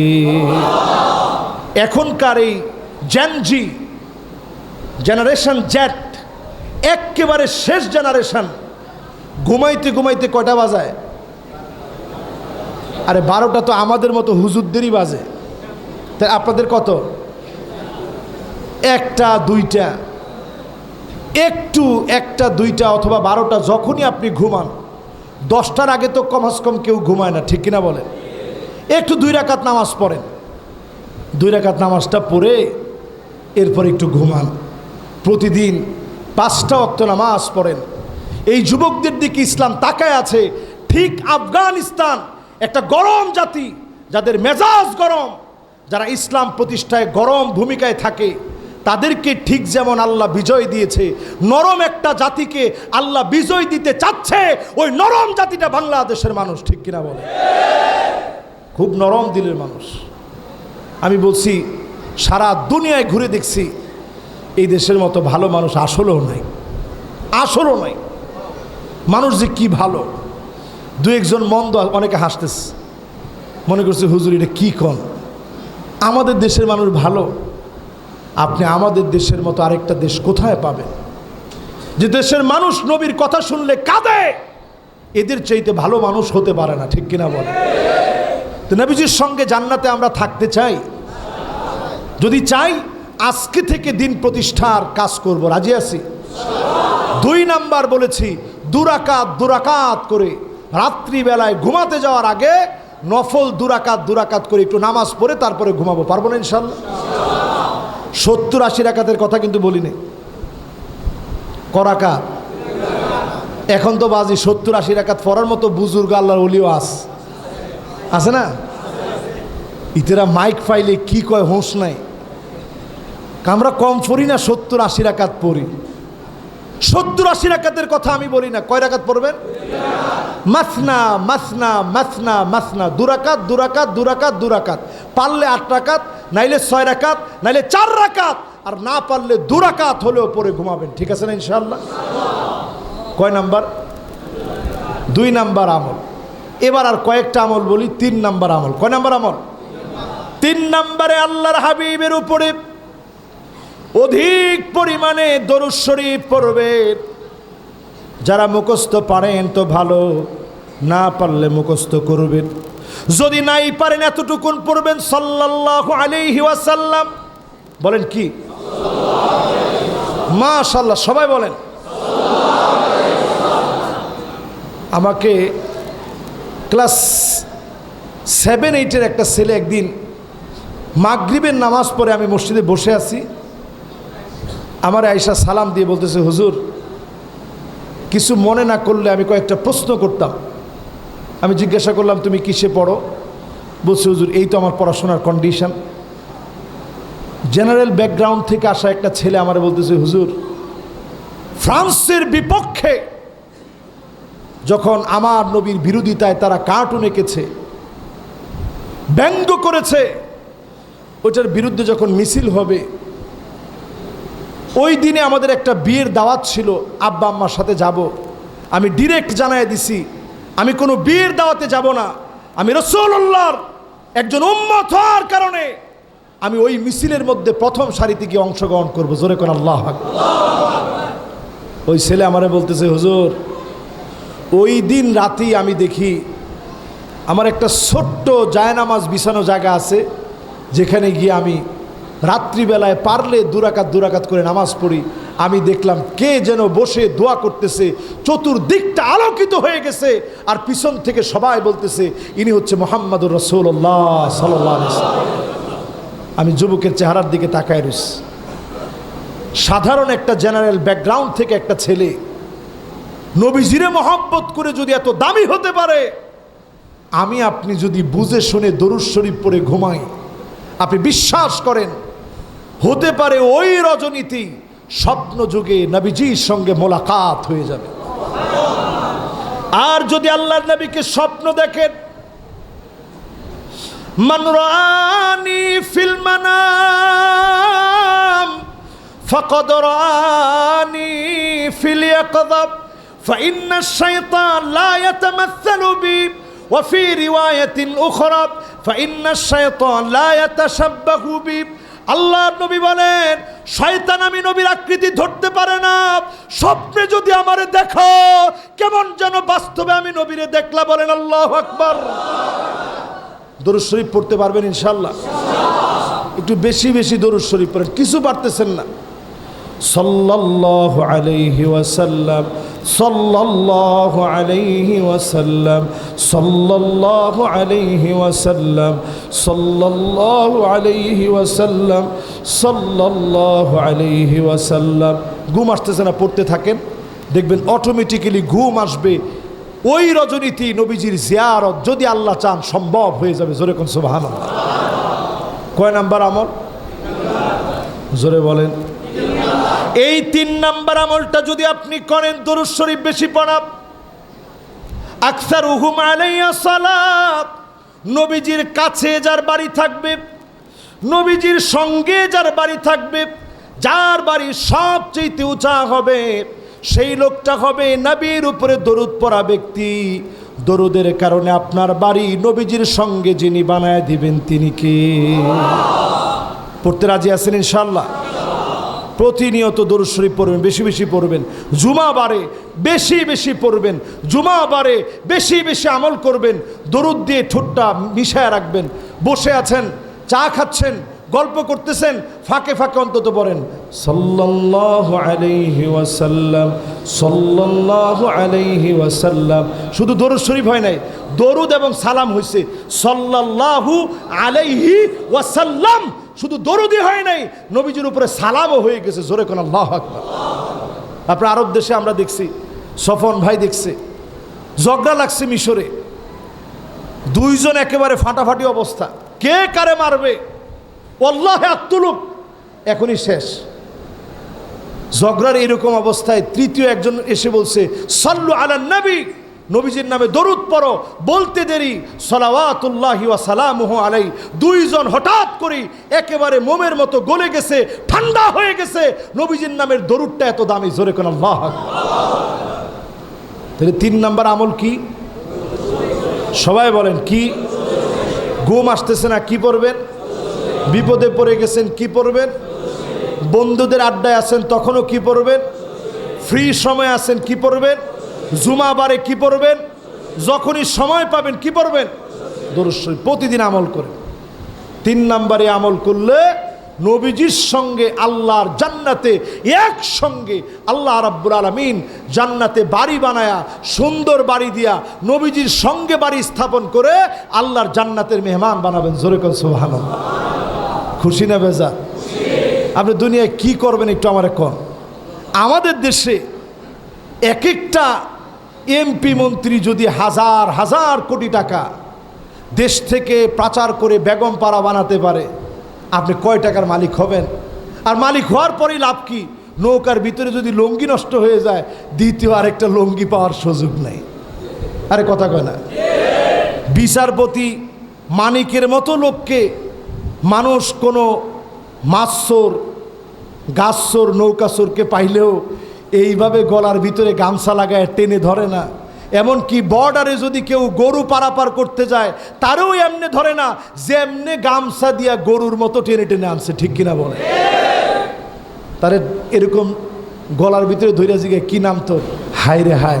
তুই মানিক কেনা? কহ এটা কি আমি বাড়ায় বলছি? ডাইরেক্ট জিজ্ঞেস তুই মানিক কেনা কহ আল্লাহ তাআলা বুঝাই দিলেন এদের কোনো মূল্য আল্লাহ পাকের কাছে থাকতে পারে না। আল্লাহর মূল্য, আল্লাহর দাম, আল্লাহর শান অনুযায়ী একমাত্র তার গোলামরা আল্লাহর কাছে দামি, ঠিক কিনা বলে? এই জন্য যতজন বসছেন আজকে থেকে দুনিয়ার জন্য যতটুকুন করবেন আখিরাতের জন্য কিছু করেন। 1 নাম্বার কাজ দিন বিজয়ের জন্য অন্তত সপ্তাহে, অন্তত মাসে, যদি প্রতিদিন পারেন প্রতিদিন একটুখানি সময় বের করে সময়টা দেন। এই সময় দেওয়ার কারণে জান্নাত আপনার ঠিকানা হবে। জোরে করে আল্লাহ। 2 নম্বরে বলছি 2 রাকাত 4, মাশাআল্লাহ একবারে পুরোপুরি মনে আছে। 3 নাম্বার, এবার আসেন আমার ভাইয়েরা 4 নাম্বারে। যতজন আজকের মাহফিলে বসলেন আল্লাহর নবীর সঙ্গে আমার বাড়িটা জান্নাতে হোক, আমরা চাই কি চাই না? সবাই বলেন চাই কি চাই না? আমার 3টা মেয়ে হলো, অথবা 2টা মেয়ে হলো, অথবা 1টা মেয়ে হলো। সাহাবীরা কেমন চিন্তা করেন, নবীজি যদি 1টা হয়, রাসূল একটু মুস্কি হাসি দিয়ে বলেন যাও 1টা হইলেও আনা ওয়াহুয়া, যদি মেয়েটাকে মানুষের মতো মানুষ বানাও আমি আর তুমি জান্নাতে এরকম 2টা আঙ্গুল যেমন এক কাছাকাছি, এরকম কাছাকাছি জান্নাতের মেহমান হয়ে যাব। জোরে কোন আল্লাহ। একসঙ্গে থাকবে। এজন্য আপনার 3টা মেয়ে, মন খারাপ করার কারণ নাই। আপনার 2টা মেয়ে, মন খারাপ করার কারণ নাই। 1টা মেয়ে হয়েছে, মন খারাপ করার কারণ নাই। অনেকে চিন্তা করবেন হুজুর তাহলে ছেলে হইলে তো সব শেষ, আমাদের তো হুজুর আর জায়গা নাই। এটা আমারও একসময় মনে হইতো, কিরে ছেলেদের কথা তো আল্লাহ এত করে বলেন নাই, আল্লাহ রসুল এত বলেন নাই, মেয়েদের কথা যত বলছে। এরপরেও নারীবাদীরা দেখবেন ঘুরা ফিরে তারা বলে ইসলাম নাকি তাদের অধিকার নষ্ট করেছে, ঠিক কিনা বলেন? পরে আমার কাছে একটা উত্তর রেডি হয়েছে। উত্তরটা হচ্ছে এই যে ছেলে আল্লাহ তাআলা বলেন নাই, মেয়ের কথা আল্লাহ রাসূল সাল্লাল্লাহু আলাইহি ওয়াসাল্লাম এখানে বলছেন। ছেলে হচ্ছে এটা আসল। যদি ছেলে এই সমাজে না থাকতো আল্লাহ তাআলা এই বরকত, এই কন্যার বরকত কোত্থেকে আসতো? এই জন্য ছেলে যেই তো আসল, এটা আর বলা লাগে না। এটা হইলে তো মানুষ এমনি খুশি হয়। মেয়েদের উপরে অনেকের যেই তো সেই আদিকাল থেকে মেয়ে হইলে মানুষের চেহারা যেই তো কালো হয়ে যেত। এজন্য মেয়েদের ব্যাপারে রাসূল প্রশংসা করা বুঝাই দিলেন, প্রশংসা করে জানায় দিলেন আমি নবী যেমন মেয়েদের পিতা, এরকম মেয়েদেরকে যদি সুন্দরভাবে লালন পালন করো আমি নবীর সঙ্গে তোমরা জান্নাতে থাকবা। জোরে কোন আল্লাহ। কয় নাম্বার গেছে? এবার কয় নাম্বার? 5 নম্বরে আমার ভাইয়েরা, ইতিমদের যারা দায়িত্ব নেবেন, আল্লাহর নবী এমন ইতিম ছিলেন, আল্লাহর নবী এমন ইতিম ছিলেন, নবীজি বাপ দুনিয়াতে আসার পরে একদিনের জন্য পান নাই। দুনিয়াতে আসার আগেই বাপ চলে গেছে। বাপের কবর দেখাতে গিয়ে আবওয়া নামক স্থানে মা চলে গেছে। দাদা দায়িত্ব নিলেন, দাদাও চলে গেছে। চাচা যখন দায়িত্ব নিলেন, আল্লাহর নবী বিশ্ব নবী চাচা যখন ব্যবসা করার জন্য যাবে, আল্লাহর নবী আদর করে নবীজির চাচার সামনে এসে বলতেছে ইলা মান তাকিলুনি, ও চাচারে কার কাছে আমারে রেখে যান? আমার না বাপ নাই, আমি নবীর না মা নাই, আমি নবীর না দাদা নাই, আমি নবীরে কার কাছে রেখে যান? আমি মুহাম্মদ রে কার কাছে রেখে যান?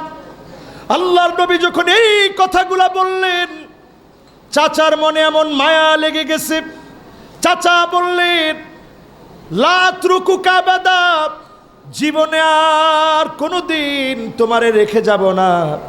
যতদিন আমি আছি তোমারে সঙ্গে নিয়ে যাব, একসঙ্গে তোমারে রাখবো। জোরে কোন আল্লাহু আকবার। নবীজি চাচার সঙ্গে যখন গেছে, কত অবাক হওয়ার কথা বলেন।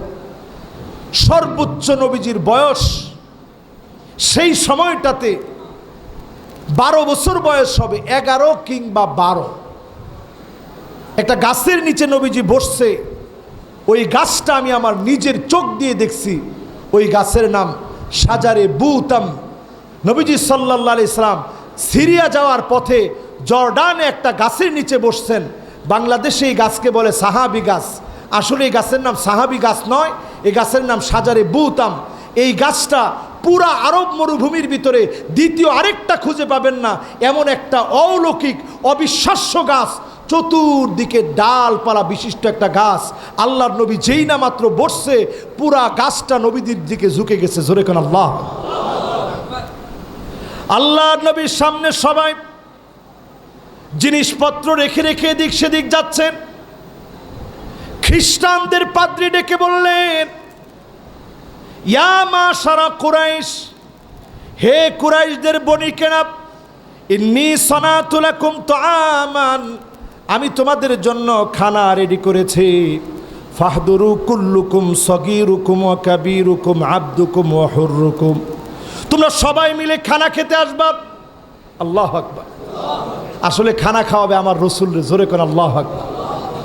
সবাই অবাক হয়ে গেছে, কিরে জীবনে কোনো দিন একটা কিছু খাওয়ার জন্য ডাকে নাই, কত দিক দিয়ে আসলাম গেলাম, আজকে কেন ডাকতেছে? আর বলে দিছে ছোট বড় স্বাধীন পরাধীন সবাই নিয়ে আসতে হবে। সবাই খানা খেতে গেছে আমার রসুলের সামনে, ওই সাজারে বুতামের সামনে সব ব্যাগগুলা রেখে দিয়ে সবাই খানা খেতে গেছে দূরে।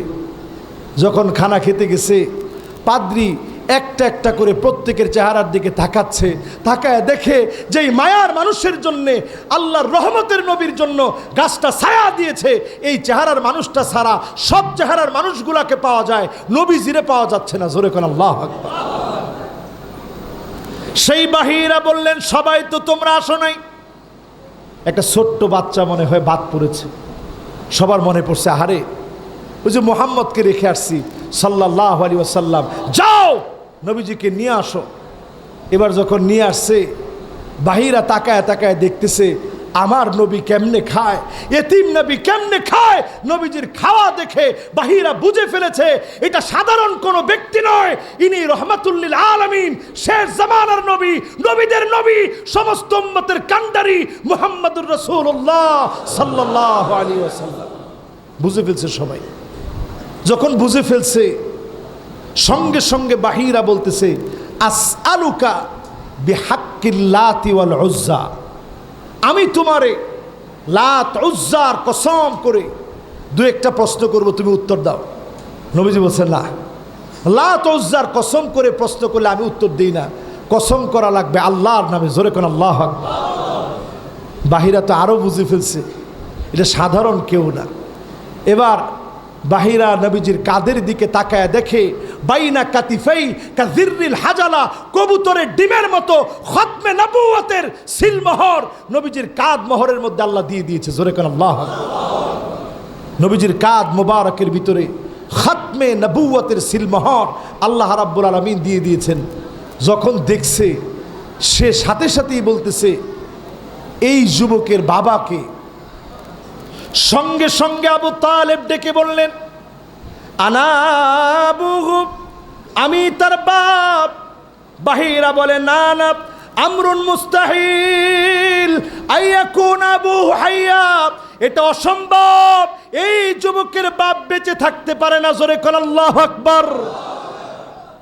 আবু তালেব তবাক হয়ে গেছে, 1000 কিলোমিটার পাড়ি দিয়ে আসলাম, হিজাজ থেকে এই পর্যন্ত আসছি, এই কেমনে জানে আমার ভাতিজার বাপ নাই? বলছে, সাধারণ কোনো যুবক না, যে সিমটম আমি তার কাদের মাঝখানে দেখেছি, এই সিমটম দেখলে ইহুদিরা তাকে হত্যা করে ফেলবে, এখনই তুমি চলে যাও।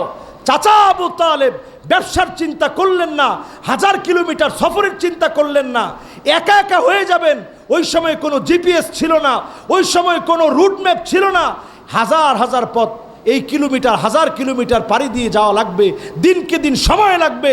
কোনো কিছু চিন্তা না করে, ভাতিজার মহব্বতে এক মুহূর্ত চিন্তা না করে সঙ্গে সঙ্গে তিনি ব্যাক করলেন। জোরে কোন আল্লাহু আকবার। কি মহব্বত চিন্তা করেন। যারা আজকের এই মাহফিলে বসলেন, এতিমের প্রতি ভালোবাসা, আমার নবী এই ভালোবাসা শিখায় গেলেন, কারণ নবীজি এতিম হয়ে দুনিয়া আসলেন। আলম ইয়াজিদকা ইয়াতীমান ফাআওয়া, এতিম হয়ে নবীজি আসছেন, আল্লাহ আশ্রয় দিয়েছেন। কাজী ইয়েতিমদের মাথায় হাত বোলাবেন, আদর করবেন, সহযোগী হবেন। নবী করিম সাল্লাল্লাহু আলাইহি ওয়াসাল্লাম বলছেন, আনা ওয়া হুয়া, ইয়েতিমের সহযোগী যে হবে আমি আর সে জান্নাতে থাকবো, মাঝখানে কোনো ফাঁকা থাকবে না। জোরে কোন আল্লাহু আকবার। কয়টা আমল বলছি? জোরে বলেন তো কয়টা? নাম্বার 1, মাশাআল্লাহ, প্রতিদিনে কয় ঘন্টা? যদ্দূর পারেন। পায়ের ভিতরে একটু ধুলিবালি লাগছে, দিনী কাজের জন্য আপনি বুঝবেন ওই দিনটা কামিয়াব হয়ে গেছে। জোরে কোন আল্লাহু আকবার। আল্লাহু আকবার তো এখন আসতে হয়ে গেছে, একটু জোরে বলেন তো আল্লাহু আকবার। পায়ের মধ্যে ধুলাবালি লাগাইতে চান তো? আরেকজনের ঘর বাড়ি ভাঙা, আরেকজনের মন্দির ভাঙা। আমরা আলহামদুলিল্লাহ মন্দির ভাঙি নাই। পার্শ্ববর্তী দেশের দিকে তাকায় দেখেন, তারা জায়গায় জায়গায় মসজিদ ভাঙে, আর আমরা জায়গায় জায়গায় তাদের মন্দির পাহারা দিই। ঠিক কিনা বলো? তোমরা আমাদেরকে কি সম্প্রীতি শিখাও? আমাদের দেশ কখনো অসাম্প্রদায়িক ছিল না। সাম্প্রদায়িক দাঙ্গা আমাদের দেশে কখনো যেন না লাগে। মাদ্রাসার ছেলেরা পর্যন্ত মন্দিরে মন্দিরে দিনের পর দিন পাহারা দিয়েছে। ঠিক কিনা বলে? প্রিয় ভাইয়েরা আমার, যারা বসছেন, 1 নম্বরের কাজ হচ্ছে পায়ের ভিতরে ধুলা লাগাবেন দিন কায়েমের জন্য। পারবো না ইনশাআল্লাহ? 2 নাম্বার, মাশাআল্লাহ, কয় রাকাত? 2 রাকাত 2 রাকাত করে যদ্দূর পারেন পড়বেন। এরপরে আমার ভাইয়েরা 3 নাম্বার, মাশাআল্লাহ, 3 নাম্বার, রবিউল আউয়ালে আমরা দৃঢ় প্রতিজ্ঞাবদ্ধ হব, দরুদ শরীফ অধিক পরিমাণে পড়বেন। পারবো না ইনশাআল্লাহ? 4 নাম্বার, মাশাআল্লাহ, ছোট বাচ্চা, মাশাআল্লাহ, এই আমাদের সফওয়ান ভাইয়ের ছেলে, হুজুরের নাতি, মাশাআল্লাহ, বলো তো দেখি বাবা, কন্যা সন্তান, মাশাআল্লাহ। ও কিন্তু আগে প্রথমে সে বলছে, সন্তান বললে বাপের কাছে কেমন খুশি লাগে জানেন? আপনাদের কষ্ট হচ্ছে? আর বেশি না, অল্প কিছুক্ষণ হুজুর একটু কথা বলে মোনাজাত করে দিবে এখনই। আমি একবারে শেষ দিকে, এখন একটা লোক উঠবো না ইনশাআল্লাহ। মেহমানদারির ব্যবস্থা আছে তো ইনশাআল্লাহ? ইনশাআল্লাহ মেহমানদারি আস। আপনারা গেলে এই মেহমানদারি আমরা কাদেরকে করবো কর? তাহলে 3 নাম্বার কি? দুরূদ শরীফ। 4 নাম্বার কন্যা সন্তান। এই উত্তরটা দিছে আমার সফওয়ান ভাইয়ের ছেলে। বলতেছিলাম ছেলেরা যদি ভালো করে বাপের কাছে কেমন লাগে। একদিন রসুলের সামনে বসা আব্দুল্লাহ বিন ওমর রাদিয়াল্লাহু তাআলা আনহু সাহাবায়ে কেরামের চোখের দিকে তাকাচ্ছেন এক এক করে। রসুল বলতেছে, একটা গাছের কথা বলো তো দেখি, যে গাছটা ডালপালা একেবারে ভাইঙা পইরা শুকায় গেল, ওই গাছটা গাছের জায়গায় থাকে, গাছের নাম কি? কি নাম? এই যে আপনারা যেরকম চুপ করে রয়েছেন, বড় বড় সাহাবায়ে কেরাম চুপ করে রয়েছে। আব্দুল্লাহ বিন ওমর ছোট মানুষ, তিনি কইতেছে, হাই রে, সারা কি এটা জানে না যে এটা খেজুর গাছ? একটু পরে রসুল বলতেছে, আহারে তোমরা এটা একজনও বলতে পারলা না, এটা তো নাখলা মানে খেজুর গাছ। আব্দুল্লাহ বিন ওমর বলে ফেলছে, আব্বা আমি কিন্তু জানতাম যে এটা খেজুর গাছ। হযরত ওমর জড়ায় ধরে কেঁদে ফেললেন, বাজান তুই কেন বললি না? বললে তো আমার মুখটা এত এত সাহাবীদের সামনে উজ্জ্বল হয়ে যেত। জোরে কেন আল্লাহ। এজন্য যারা বাপ মারে কষ্ট দেন, খবরদার বাপ মারে কষ্ট দিয়েন না। যারা বাপ মার সঙ্গে বেয়াদবি করেন, খবরদার বাপ মার চেহারার দিকে তাকা বেয়াদবি করে কথা বলবেন না। বাপ মার সঙ্গে সুন্দর আদব দিয়ে কথা বলেন। বাপ মা একাকী নিভৃতে সন্তানের জন্য যে পরিমাণ মহব্বত করে মায়া করে কথা বলে, এখনো আমাদের হুজুর বুলবুলে চট্টগ্রাম মাওলানা হারুনুর রশিদ দামাত বারাকাতুহুল আলিয়া হায়াতে আছেন। আজকে ওনার কাছে আসার পরে 3-4 বার তার সন্তান সফওয়ান বিন হারুন আল আজহারি ওনার কথা 3-4 বার বলছে, 3-4 বার বলছে, আমার সফওয়ান, আমার সফওয়ান। এই যে মহব্বত, এই মহব্বত বুঝবেন সেদিন বাপের ছায়া যেদিন দুনিয়া থেকে চলে যায়। এই মহব্বত বুঝবেন সেদিন মায়ার বন্ধন যেদিন কেটে যাবে, মা যেদিন চলে যাবে সেদিন বুঝবেন। মা বাপ যাদের হায়াতে আছে সম্মানসূচক আচরণ করেন, সন্তান হিসেবে দায়িত্ব পালন করার চেষ্টা করেন, বাপ হিসেবে আপনি আপনার মেয়েদেরকে ভালোবাসেন, আদর করেন। নবীজির সঙ্গে যিনি জান্নাতি বানায় দিবেন তিনি কে?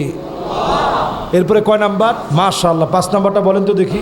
এতিমদেরকে আদর করবে। আমাদের সমাজে এতিম দেখলেই এতিমদেরকে গালিগালাজ করে কথা বলে, এতিমদেরকে গালি দিয়ে কথা বলেন না। এটা জাহান্নামে যাওয়ার অন্যতম একটা আলামত। এতিমদেরকে ধমক দেওয়া জাহান্নামীদের আচরণ। আপনি এতিমখানায় কিছু টাকা দেন বলেই আপনি এতিমদেরকে ধমক দিয়ে কথা বলবেন, এই অধিকার ইসলাম আপনাকে দেয় নাই। খবরদার, এতিমদের মাথায় হাত বুলায় দিবেন। আপনি পারলে একটা চকলেটই কিনে দেন, না পারলে আপনি সুন্দর কথা বলেন। এতিম বলে ছেলেটারে আপনি কষ্ট দিয়েন না। ওই ছেলেটা কাঁদবে আর বলবে, আল্লাহ তুমি আমার বাপরে নিয়ে গেলা, এত এত মানুষের বাপ আছে, আল্লাহ আমার বাপরে তুমি নিয়ে গেলা।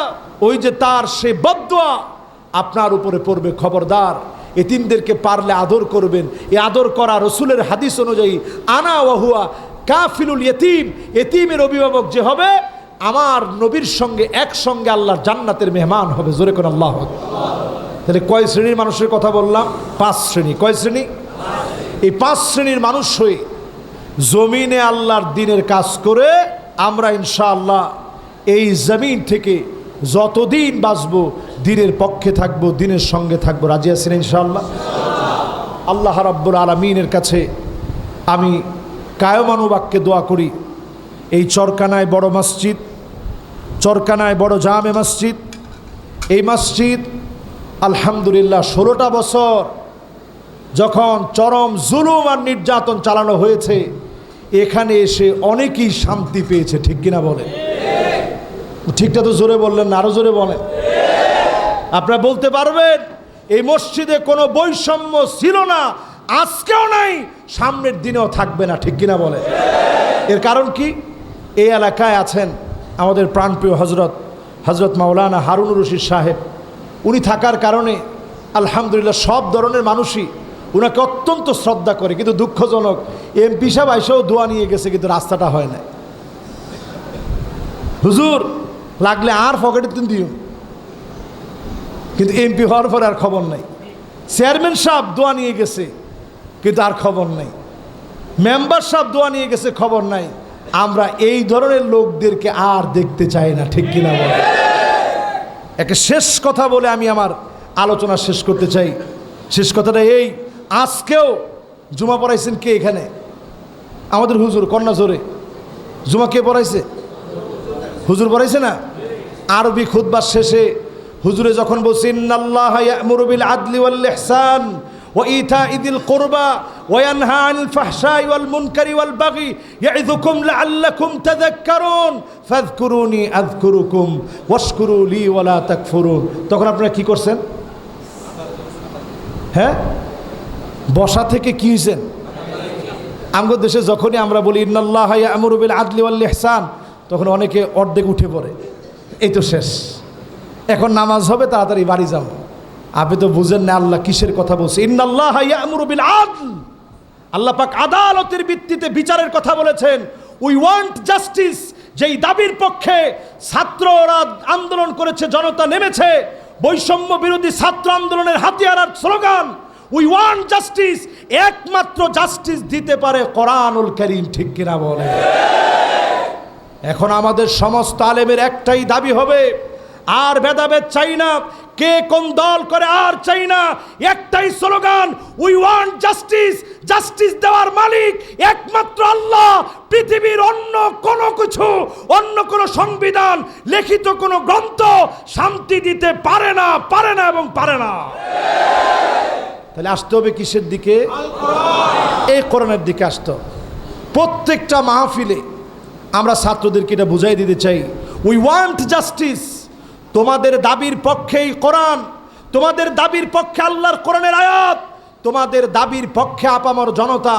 সুতরাং যদি দাবি বাস্তবায়ন করতে চাও, যদি আগামী দিনে বাংলাদেশে এই স্বাধীনতাকে টিকায় রাখতে চাও, কোরআনের আদালত ছাড়া অন্য কোনো বিচার ফয়সালা দিয়ে আদালত টিকায় রাখা যাবে না, যাবে না, যাবে না। ঠিক কিনা বলেন? এজন্য পরিষ্কার কথা, আদালত দিবে কে? আল্লাহ তাআলা। কিসের মাধ্যমে? সবাই বলেন, আদালত দিবে কে? কিসের মাধ্যমে? এই কোরআনুল কারীম দিয়ে।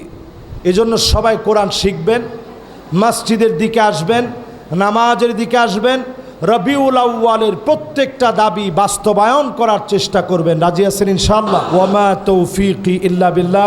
একটা লোকও আমরা উঠবো না ইনশাআল্লাহ। আমরা যেহেতু আজকে আমাদের সম্মানিত মুরব্বী, ওনার কাছ থেকে কথা